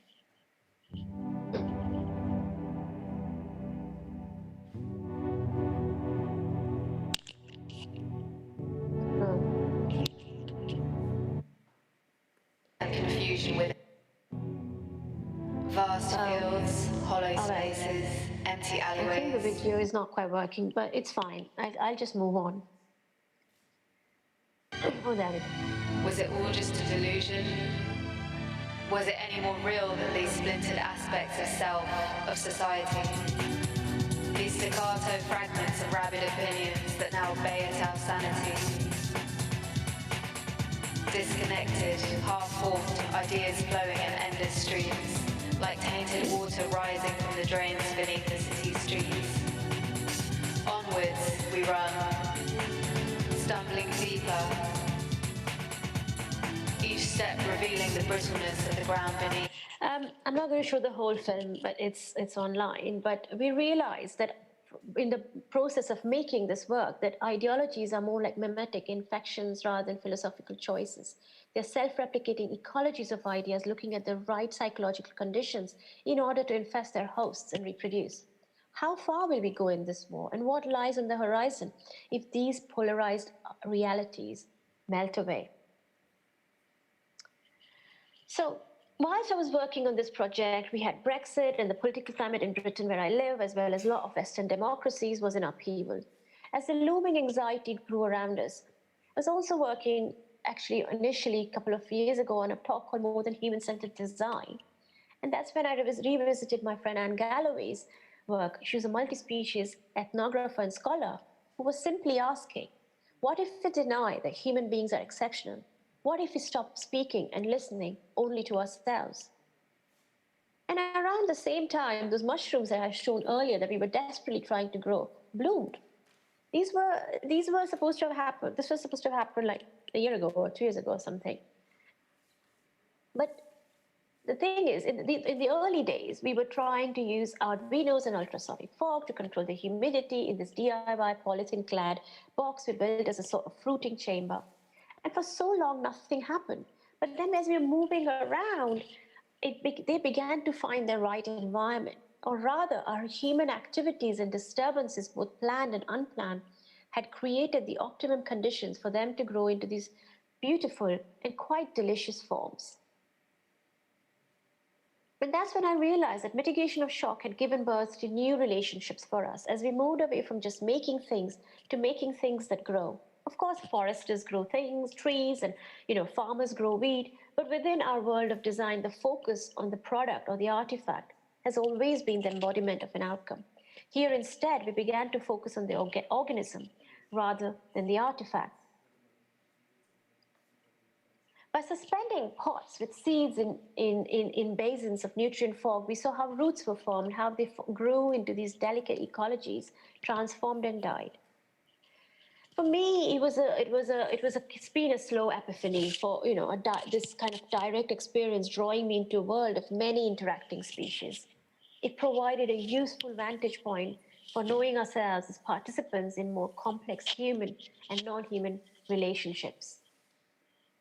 In the book Overstory, Richard Powers talks about how such interdependence is powerful even in forests. So like, there are no individuals in a forest, no separable events. The bird and the branch it sits on are a joint thing. A third or more of the food of a big tree may go to feed other organisms. Even different kinds of trees form partnerships. Cut down a birch and a nearby Douglas fir may suffer. In staying with the trouble-making keynote, Thulacine, Donna Haraway offers yet another such perspective which favors de-emphasizing human exceptionalism in favor of multi-speciesism. And what I have understood from this idea, what she calls staying with the trouble, is the opening up of possibility space. If we can go beyond quick fixes, we become open to the strange and the unknown, the ambiguous and the uncertain, the weird and the provisional. And so what does this mean? It means that attacking somebody else, having different views, is the same thing as attacking yourself, feeling different about something on a different day, or realizing that stripping an ecosystem, the natural resource that everyone depends on, is tantamount to cutting a piece of your own flesh off in order to feed yourself. We are a collective body of many parts, both inside and out. And that's when I started thinking a lot about possibility. Building on the work of so many other scholars, the idea of a tentacular, multi-kind, multi-species politics of care. A politics where we kind of start to see the self not as an individual hero, but as one among many, human and non-human. The kind of tentacular, multi-kind, multi-species politics of care which emerges because of this. A politics which does not rely on oppositional, binary, artificially constructed worldviews, but one that is not obfuscated by the right and the left, or the neoliberals and the communists, or whatever it is that you choose to follow. A politics that actually gives us a new kind of relational agency to help us imagine alternatives for living with and through global warming. A politics which gives us an opportunity to invent new practices of more than human care, humility, imagination, interdependence, resistance, revolt, repair, and mourning. This is my quick attempt at a sort of a field guide, the start of a field guide for more than human, thinking about more than human politics of care. It's about shifting our perspectives, not trying to say stop the one on the left and just go for the right, but it's like, how can we start thinking of moving from the idea of innovation to resurgence, from systems to assemblages, from nodes to nodes, from extinction to precarity. These are inspired by the works of Anna Singh, Bruno Latour, Kim Stanley Robinson, and many more. I'm not going to really delve into this, but obviously if there are questions around it, I'll be happy to take. But I wanted to just kind of say that this is urgent. We need to revolt. We need to reject the division within ourselves, between ourselves, and from the deep ecology that sustains us. Because we're running out of time. Because we don't exist in isolation. We never have. Because now we're entering a time where we face our own destruction if we continue to live in the illusion of isolation. We can either embrace this new understanding and work with its implications, or face the consequences of our own ignorance and inaction. I want to conclude with a call to arms, a call to acknowledge the limits of anthropocentric capitalism, a call to embrace the burden of a world that is increasingly complex and challenging, a call for deep resourcefulness and imagination, a call to stay with the trouble, a call to keep the revolt alive. As Peyo Akomalfe says, the times are urgent, let us slow down. The times are urgent, let us weird up. The times are urgent, let us play. Thank you. Thank you so much. I don't know, I think we can give an applause, right? Thank you very much. The few people that are here on site, they are applauding. Thank you so much, Should I Anab. stop sharing my screen or I leave it? I think you can, you can leave the quote up, that's fine. Okay, fine. So yes, thank you so much for your perspective, for your thinking, for sharing your work with us. And it's wonderful to see, many of the things that you've discussed, how they resonate throughout the program over the next few days. you talked about multi-species care. You know, we have a panel, for example, that is specifically dedicated to that topic with really wonderful participants. Anna Galloway, actually, she was on our list for that panel in particular. Unfortunately, it didn't work out. So yeah, it's wonderful to see all these connections and interdependencies when it comes to this topic. Just some logistics. So we have about 35 minutes for a Q&A. So people who are logged into the festival hub, please send your questions. We have Marie waiting for you. She will receive your questions and then forward them to me via this iPad. And once your questions appear, I will be happy to forward them to Anab. Meanwhile, I have a few questions of my own. Oh my God, yes, there's already a few notes. So yeah, I will kick things off with a few questions of my own. So I want to start with acknowledging kind of the extraordinary circumstances of this conversation, you know, that we find ourselves here, me kind of being properly socially distanced and talking to a screen instead of sharing the stage with you in front of a live audience. And kind of this setup feels even just, you know, was unthinkable a few months ago. Now it feels like utterly standard festival practice, right? So as somebody who kind of deals with the unexpected and who explores probabilities outside of what is currently possible or acceptable, was there anything that surprised you about this year's sudden dramatic shifts in normalcy, either in regards to how quickly people adopted to a new reality or in regards to how governments responded, suddenly with previously deemed impossible massive relief programs. Anything that surprised you about what is possible suddenly, if need be? A really good question. I mean, even though we, through our work and practice, spend a lot of time exploring possible futures, we are not outside of, outside of it ourselves. And it wasn't a shock. We knew this was going to happen because we were keeping an eye on what was going on in Wuhan. But yet, it has been very disruptive and difficult emotionally, psychologically. I am desperate to go home and see my parents who are elderly and in India, and I can't see that happening. It hasn't happened for a long time. I haven't seen my sister for 2 years, and I would really like to. So, I'm not outside of the emotional grief that something like this brings and the vulnerability that it puts us in. But what I was doing, one of the things I started doing is I want to have more conversations with people who are in the similar boat. So I started running this thing called feral featuring sessions or feral featuring conversations.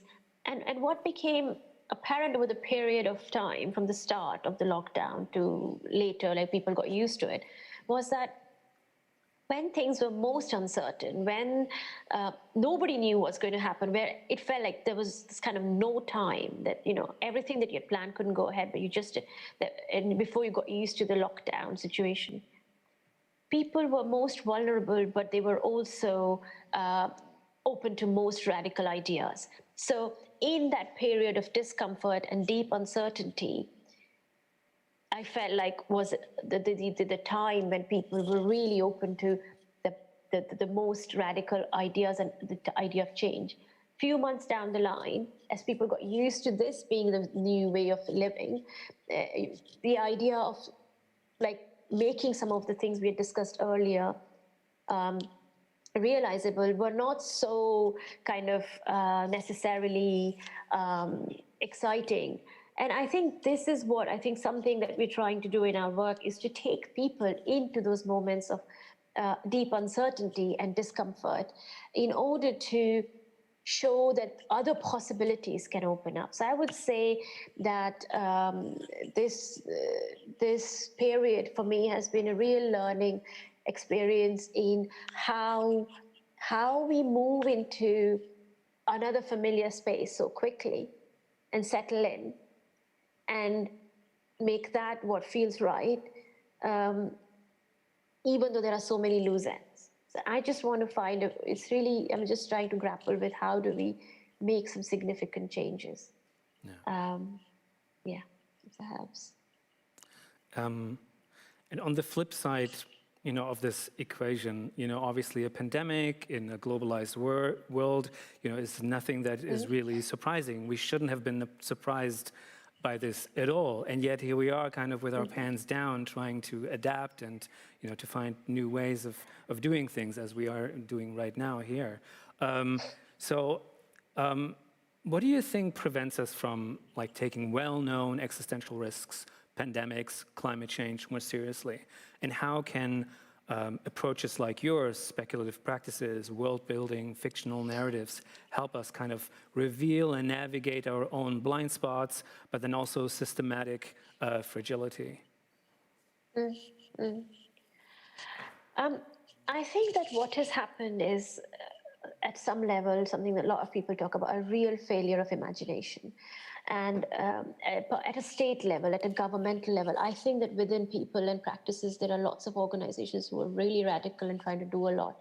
But I feel, at least where I am in the UK, there's been a real failure of imagination and communication, everything.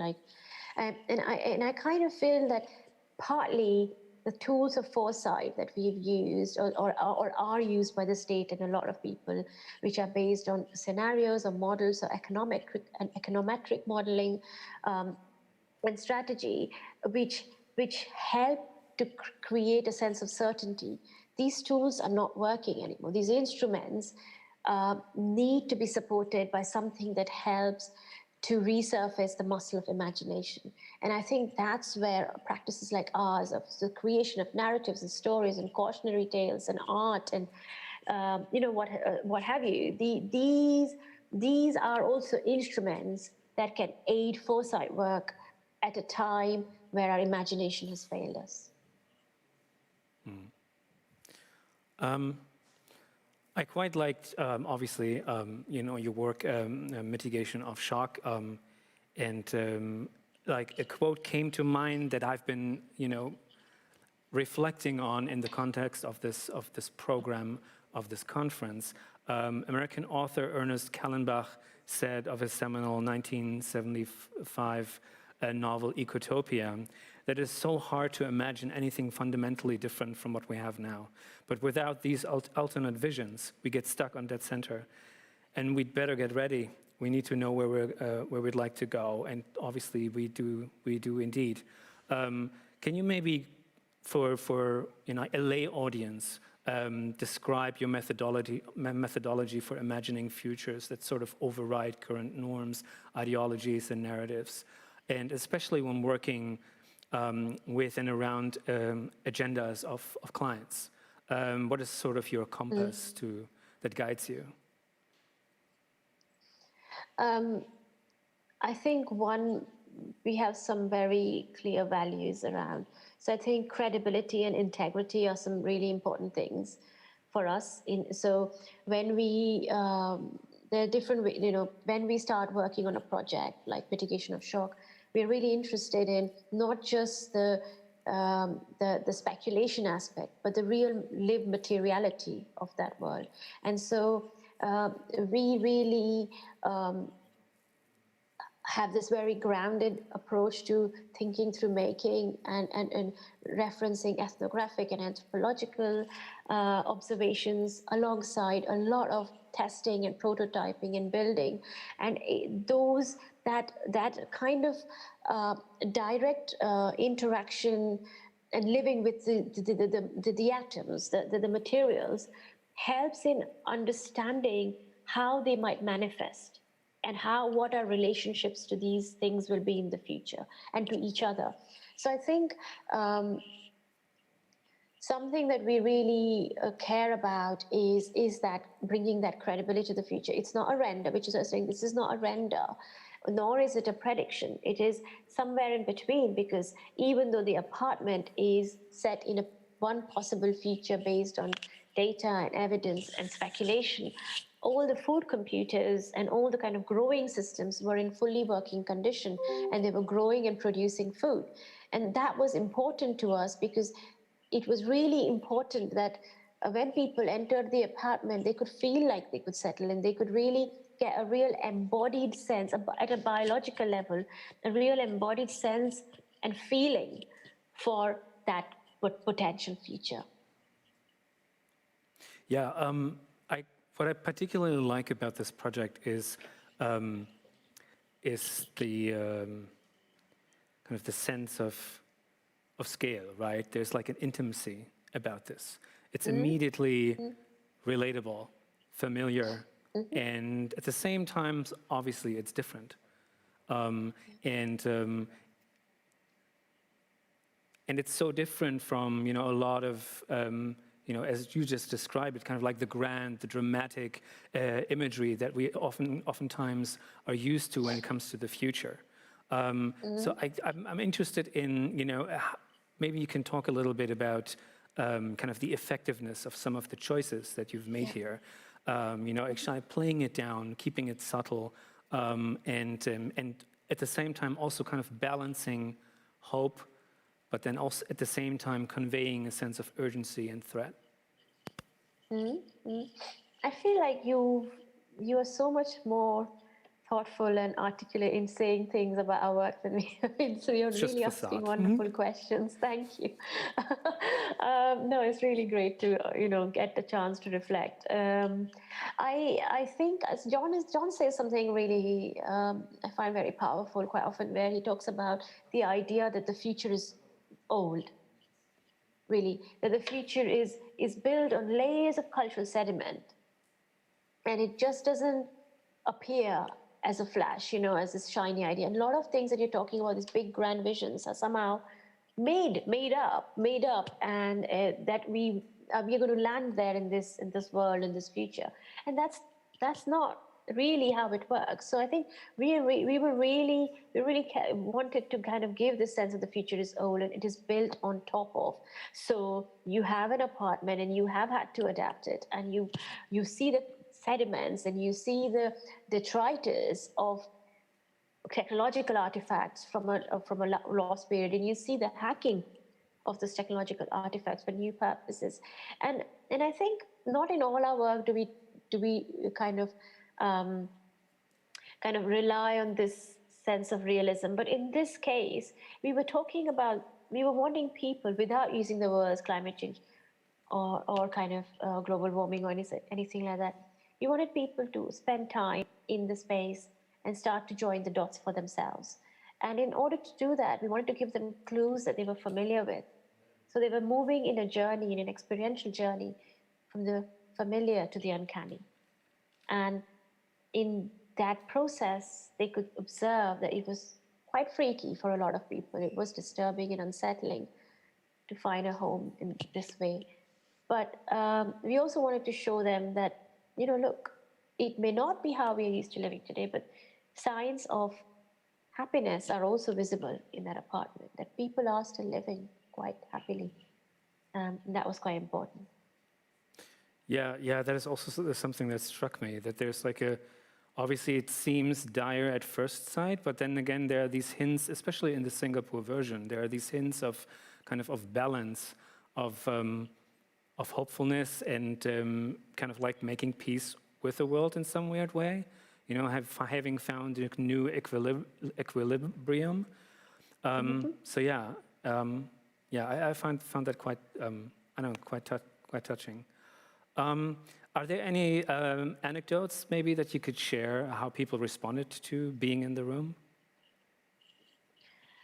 I mean, so few recent ones, I suppose, are from the Singapore ones, because we got, and from the Barcelona ones, I think because of COVID, we had quite a few people who got in touch when the lockdown happened, that this was now reminding them of the apartment and how, especially because at least here we had kind of through panic buying food shortages, and nobody was getting, like delivery slots weren't available for food. And I think people got in touch and were saying that this is reminding me of the apartment. And I actually because I visited the apartment, I feel like I know I have a handle on this.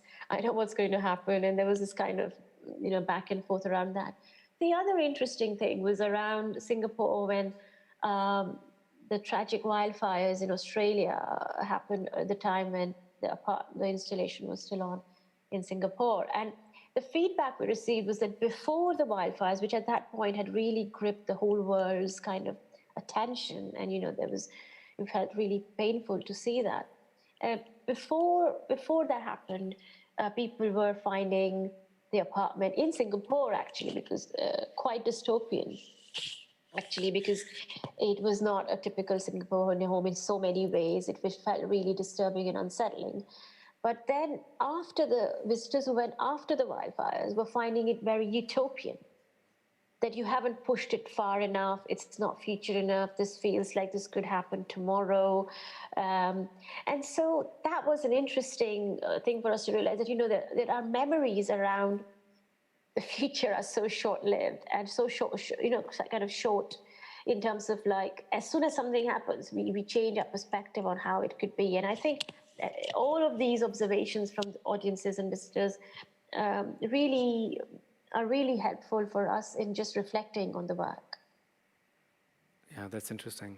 How you ended up modeling kind of a scenario that applies to more than just kind of like a post-climate change future. Yeah. One thing in your talk that I quite enjoyed was your advocacy for infinite micro-revolutions, kind of to combat hyper-objects.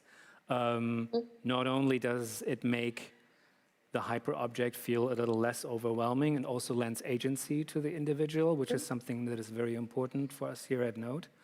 So is there any practical advice that you can give to people who are watching now, who may be designers, who've kind of mastered the Anthropocenic, human-centered design approach, and who work with big clients to start these kinds of micro-revolutions in their own life and to adopt more than human sensibilities and principles into their practice? Is there any good exercise or maybe something they can apply from your field guide? It's a good question. Thank you. I mean, like in terms of why I like the idea of micro-revolutions is because it's, like you said, it gives agency. Like, it feels like so big, the idea of climate change, that people say, oh, what's the point? If I didn't take the one flight less, it's not going to make a difference. And I would like to argue that it does make a difference. And I think if we believe that it makes a difference, we would want to do more. And I think exactly at a time where everything feels, right now, at least amongst people I know, and like in general, there's a very powerful sense of powerlessness that we are all experiencing. And I feel like the way to confront this powerful sense of powerlessness is by thinking about all of us as micro-revolutionaries of sorts, of all of us in our own way, trying and making and doing what we can, and maybe working on it constantly. Because if you talk about what happened in India, it took 90 years. These things just don't happen overnight, and so we just need to keep at it. So keep at it is just something I would say. But also there are kind of Keller Esterling talks about kind of in her book Extra Statescraft, quite interesting tactics. Like gossip. Like if you are working in a company, can you spread gossip around how much the company needs to change around, or because of or global warming? Can you infiltrate the company's PowerPoint decks with a slide here and there about their carbon footprint and the bigger picture? Like, how can you become more stealth? What are the stealth tools? So I would say like that could be another technique. Yeah, that's interesting. That actually reminds me of something that I observed firsthand last year at Mutech Festival. Johnny Le Messier, who I mentioned earlier in the introductions, staged a mini intervention in front of the headquarters of Autodesk, a company that has ties to Europe's largest coal mine. I think they provide the company with software, and they have like $1 million deal, whatever. And so he was essentially, and I think for more than a year now, he's trying to kind of, raise awareness and like call them out in public. And he's constantly being shut down. So he's essentially staged a mini intervention in form of a mini pop-up gallery. So all the photos, the drone footage photos that he took from the coal mine in Germany, he essentially like hung them up in front of the entrance of their headquarters. And it's interesting, like it seemed so futile, because obviously he only had an hour to do it, otherwise he would get in trouble. And when you follow him on Twitter, like he's like, always like pushing and pushing, and it seems like, it's just not worth the effort. But then again, over time, he realized actually employees started reaching out to him, appreciating his efforts, yes. So like these stealth methods started to kick in and to work. Brilliant. And then, these ripples started to, to widen, and then more people, made their voices heard, and so the pressure started building. So yes, like all these little things that you can do, they do have an effect. So yeah. That's brilliant. Yeah. I'm looking forward to hearing from him on Monday. So yeah, another thing that I wanted to talk about before I will check for audience questions is precarity. You already talked about precarity and inclusiveness. So Roberto Ferdman wrote in the Washington Post in 2014 that it's just like the headline of the article was, if you're lucky enough to earn a living from your art, you're probably white. And he essentially analyzed the 2012 US Census data and looked at, what are artists actually making and what is their ethnicity and cultural background. And in a similar vein, few people have the means and the luxury to imagine and to picture the future, to model the future, to prototype futures, possible futures. So kind of how can we bring in less privileged people into the conversation and make sure that they have a say in the futures that we are kind of inventing and imagining? So that's a question that comes up a lot. I mean, I would say that at one level, and I completely take responsibility for the privilege I have in terms of the time and resource I have to do what I do. But that's not, in reality, that would mean that I have taken a major pay cut. Because as a designer, I think there's a complete lack of inclusion in normal design jobs. Yeah. Like what you might call people are not thinking about is what feels like a luxurious thing is actually in practice a really challenging work to do, as I was saying, that, trying to get people to really get the buy-in. And I kind of think that because it seems to be suggest it's a kind of a research-led intent. So I would say that quite often these ideas of privilege and inclusion are problematic. One thing is that what privilege does not make visible many invisible forms of oppression.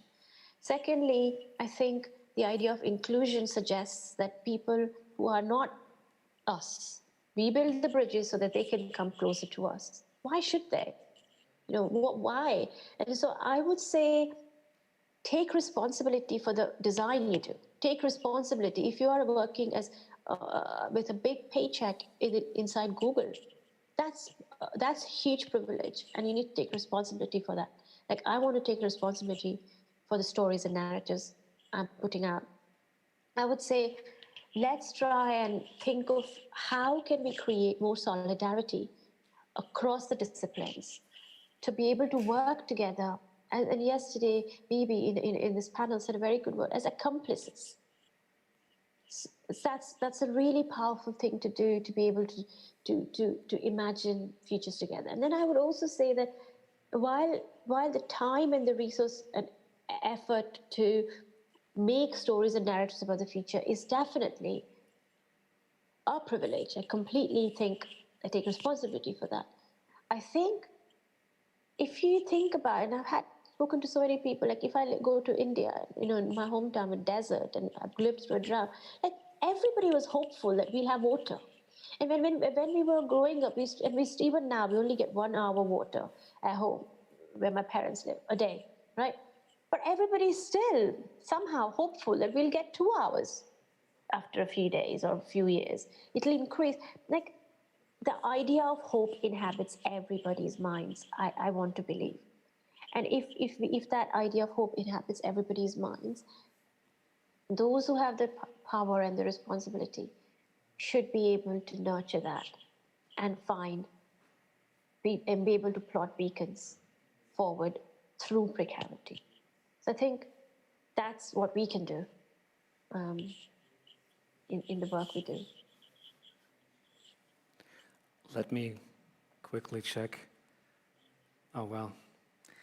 I think I would need help with that. Somebody needs to unlock this so I can see the questions. Apologies. Okay, I will leave the iPad.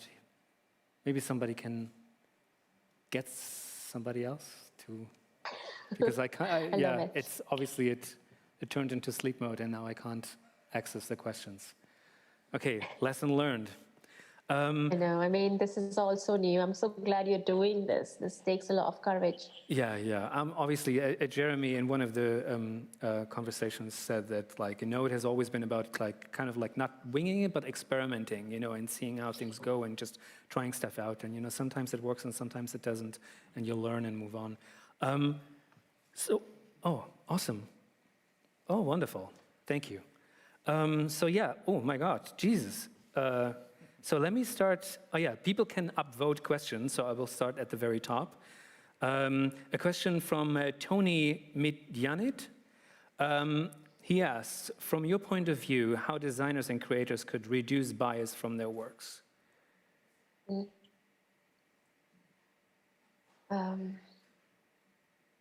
This is a great question. I mean, I would say that what I try and do is, I know I'm deep, I have my biases, and I mean, I would say, I don't think anybody wouldn't, I think everybody does, but how do we, like I was saying, how do we become more aware of other people's perspectives and worldviews and ways of living and acknowledge that? And I think that comes by, getting out of our comfort zones and not just talking to people we already know and not just hanging. I think it's got a lot to do with the effort we put in opening ourselves up to things we may not agree with, and challenge ourselves and ask questions. I just don't think we will just land there. And I think we would still have our own ways of seeing the world, but if we are able to also understand that others have other ways of seeing the world, and that's fine, and we can still have non-rivalrous cooperation, I suppose that's the way forward. Yeah, I agree. Guido asks, very inspiring talk, thank you so much. How did working on projects like the apartment affect you and your family in your personal life and decision-making? Thank you. Good question. It did. I mean, the other day, John and I were being interviewed by somebody, and it's funny because, like I said, we were thinking about this apartment at a time in the future when our son, would be about our age then. That kind of 35 years difference, and he was there when we were setting up, and I think. It was weird because you're sitting amongst this kind of foggy contraptions in this apartment for a long time, setting it up. And John was like, I'm not sure we made the right decision about having a child. And I think I just felt this real sort of, what's the world he's going to inhabit? And I think yeah, it was a kind of a punch in the stomach in some ways, because it kind of, we knew it, but it suddenly was very real and in front of us. And so I suppose you can't really suddenly change things. And, you know, I'm really very grateful to be able to be a mother. But I would say I certainly am much more, you know, aware of how different a world he will find himself in when he grows up. And it affects how we think and pursue our work, yeah.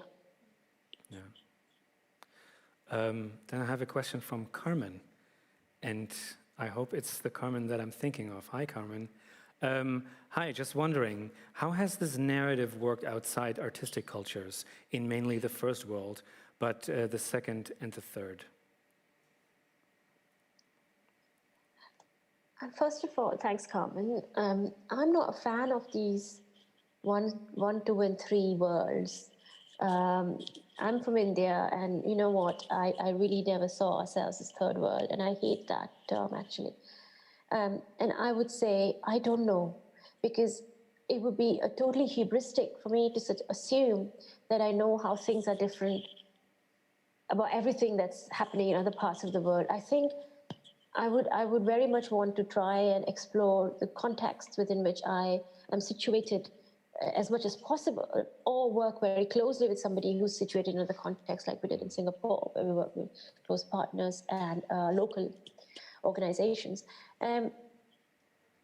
So I would just say to reflect on local narratives, and I think every community in every part of the world has such rich histories and around mythologies and folklore and narratives and stories. So I just don't think there is actually a lack of imagination across communities across the world. I think it's the inequality that has been created by those in power, and that really needs to be tackled.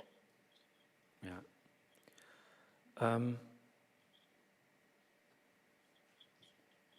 Okay, the next question I don't quite understand.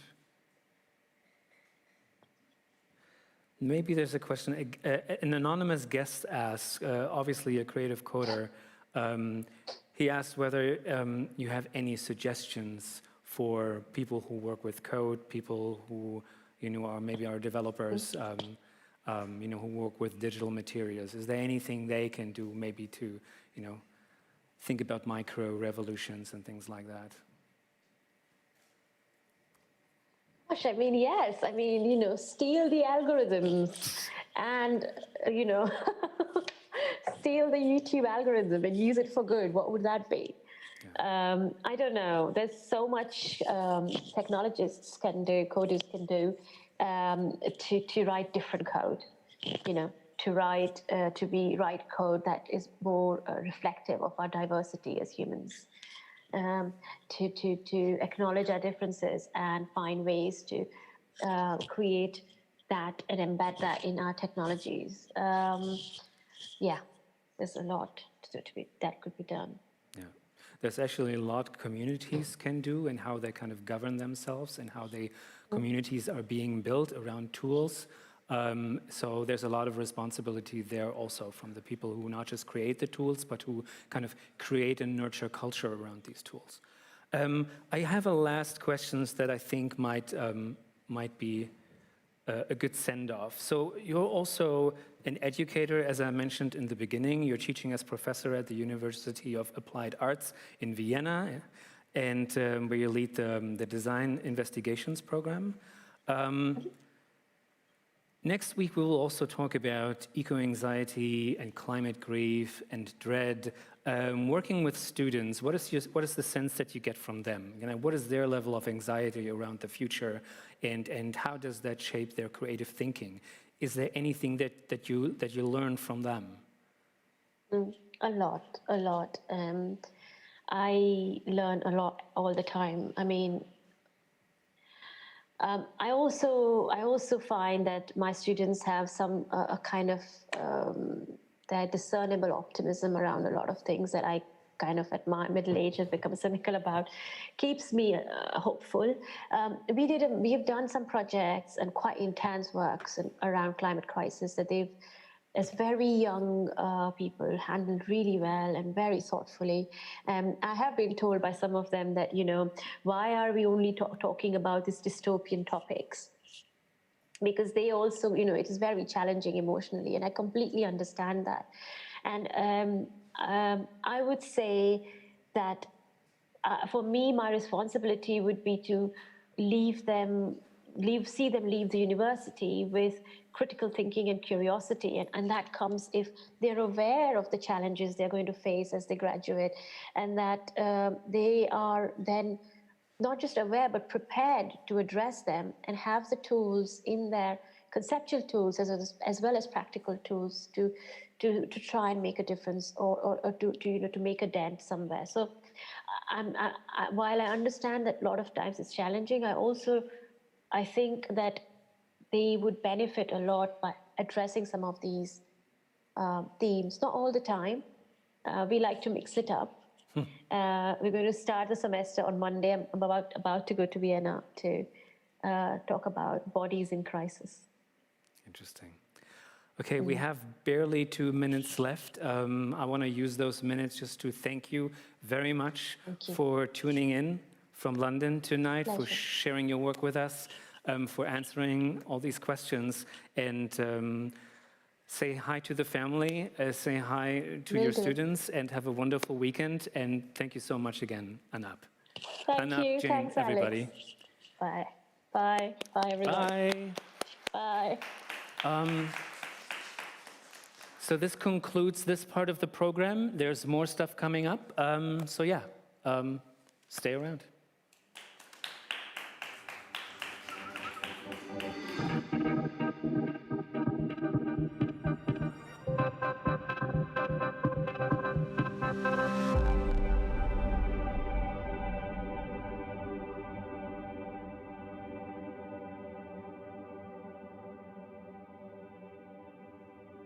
So thank you so much, Anab, for this really inspiring and all-embracing talk. I hope it will echo, like all these thoughts will echo within the workshops and the panels and the discussions the community is going to have.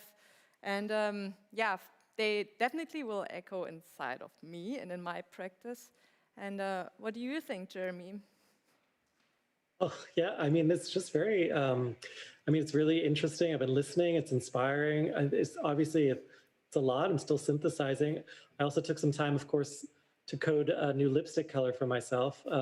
But, I know that's not important, but I couldn't help it, Anyway, yeah, but it's sinking in, I'm excited. The night's not over, we've got more to go here, and it's the beginning of something big, obviously, a week, but an era, maybe a scene. I mean, it definitely was a great kickoff, and I think it already laid traces and ways to go in different directions, which can be discussed in the second nature realm, I would say. And we have to move on to the next guests, or want to move on to the next guests, which are the skilled project executives. They are researchers. And before they actually come on stage, they will introduce themselves with a small video, which we're going to see now.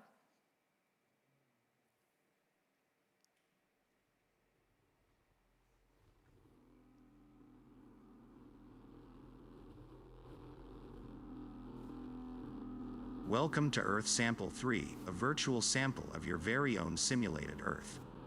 The sample you're seeing here represents the world today at a scale of 1 to 2000 and over a condensed timeline. The next 2 days will decide the fate of Earth Sample 3 over 1,000 years. And it is all up to you, its new, virtual inhabitants. We will prompt you regularly during the festival with questions. Answer them as sincerely as you can. Good luck. Don't lose your cool. Now, giving the floor to our Chief Executive Program Director, the Honorable Professor Norn.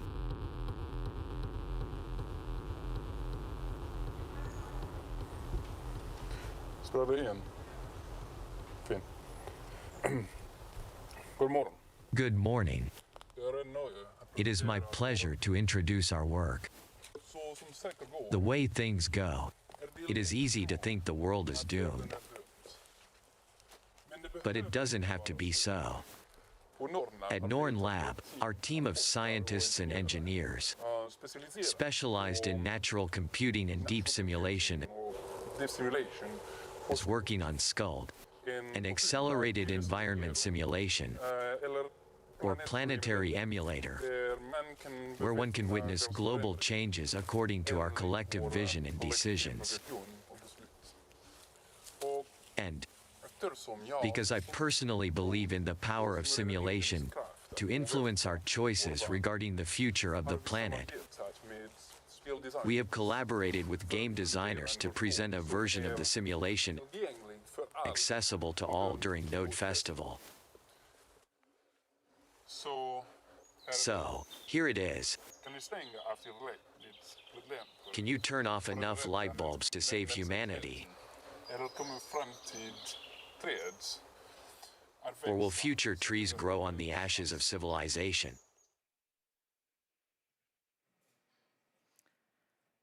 Okay, wow. So I'm excited to welcome Professor Bjarne Norn and Dr. Pyry Kat-Unen. It's my second nature to pronounce the names wrong today, so. Hi. Jeremy, can you see them? Oh yeah, yeah, I can see. Great outfits. So yeah, Hello. Welcome. Of course, like after already 2 minutes of this small screening, I have loads of questions, but most importantly, what is an accelerate environment simulation, aka planetary emulator, which is the SCULD project, I believe, right? Do you want to tell me a bit about it, us, the audience? So the SCULD project and the planetary emulation program is something we've developed based on Professor Norn's theory at the University of Oldenburg. The essence... Oh, I'm sorry for the pronunciation. The essence of the project lies in trying rather than fix problems right away, we try and simulate different developments that could happen to the planet using natural computing. And the way this works is we run simulations that take a slice of the entire planet, its different ecosystems at a scale of 1 to 2,000. And so for the first time this weekend, we are doing a third edition of this project. And this test, along with the audience, where they get to decide what happens to this little chunk of planet. That's very interesting. And how will the audience get to decide?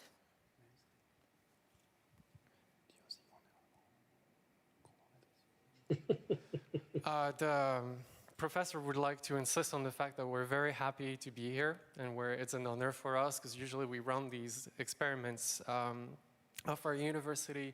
This is like the first time we have a public that actually participates in this, which is great. Oh, wow. And the way this happens, so we worked with game designers to make it a bit of a role-playing game where we will poll a few questions and the audience online gets to answer A, B, C, to... Thank you very much. Thank you. Like, we are super excited to have you here, and I'm actually really excited to as well take part in this polls. Maybe I can't do this now, but Jeremy could, right? Please do. Okay. It's important we collect as much data as possible. Okay, what do I do? What do I do? How do I do it? Yeah, how does he do it? You probably, I heard you have something prepared to actually make this more feasible. Yes, we do. So we're going to run regular broadcasts at multiple intervals throughout the weekend, and we have prepared. 1, 2, 3. Yes, so we have prepared 3 that are generated by the program directly. And so we would like to actually get them started right away. Yeah, that's great. Then let's get started. Please.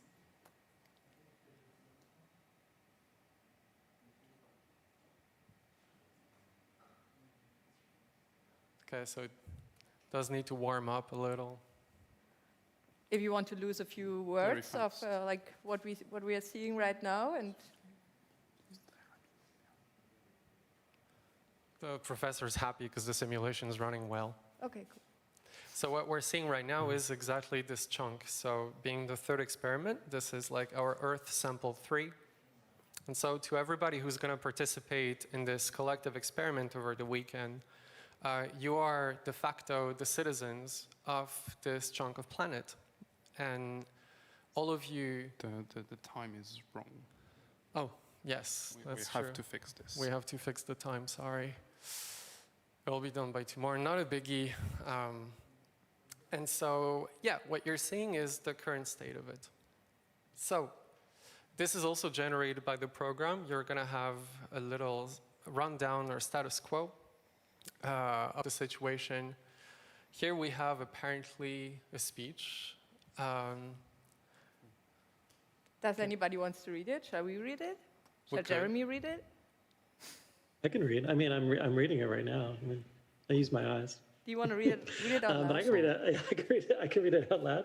Okay. From meltdown to shutdown. It's an excerpt from a speech by the department, or no, is that Deputy Laureline Higgs, April 14th. Yes, it's going Should I stop? It's going too fast. Yeah. Ah, okay. Too fast. There we go. Okay. Well, There's a You know what? problem I with failed. energy.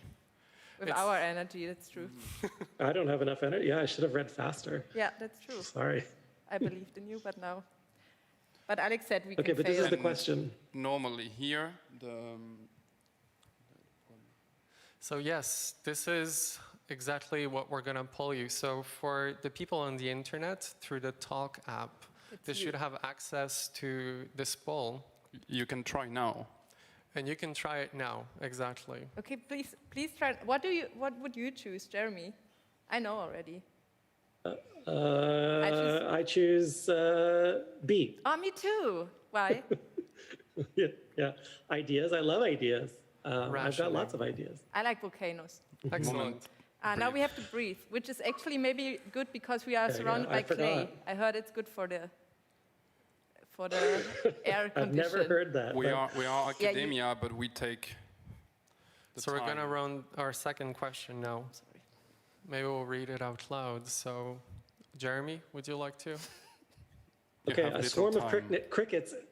A swarm of crickets is threatening most of Earth's sample O3's cultures. Put part of the population at risk of famine. It's putting them at risk of famine. Okay, A, we can organize solidarity by telling citizens to cut down on risotto for a while and share with their neighbors. B, let's feed our physical workers first and send the others daily rations plus thoughts and prayers. C, time to improve that variety of cricket-proof rice that our industry develops so it won't happen again. Or D, our army of trained ducklings will take care of the pests while fertilizing the crops. Which is it going to be? I know which one. You should comment the races. I didn't have any time to decide. Oh, yeah. Should I tell you which one The I take? risotto one sounds good. I take risotto. I take D again. The ducks, of course. That was the right one, right? Excellent. Is the there wrong, ducks, right? yeah, that was the right. Is there a right one? We have to breathe. There is no. No. We're going to run a third one, Okay. and that will give us enough material for tomorrow, I guess, already. I hope Hey, factories cheat. Okay. everyone answers. I hope Factories so. treat pollution standards by turning Online. toxic water into steam, causing headaches and learning difficulties in children. Okay, is your answer A, all industries are now required by law to process their own emissions? Surely this will work. B, scientists found that some people develop potentially beneficial mutations and propose we monitor them. C, controlling local air currents helps constrain fumes away from habitations. Let's build the infrastructure for it. Or D, knowledge is at the tip of our fingers anyway. It's time schools start teaching empathy and compassion. Which is it going to be? I like D. I like B. We discovered at the same time the answers, Yes. and I think So- C. Tomorrow we will see That was stressful. these answers processed directly into the simulation. and we will pick it up from there. So the first image that we saw of Earth sample 3 will have changed probably drastically. By the decision our audience and me and Exactly. Jeremy and me just made. Yes. I'm really excited. More ducklings, I guess, right? Just more ducklings. Yeah, and there are already ducklings in the multiplayer room, I think.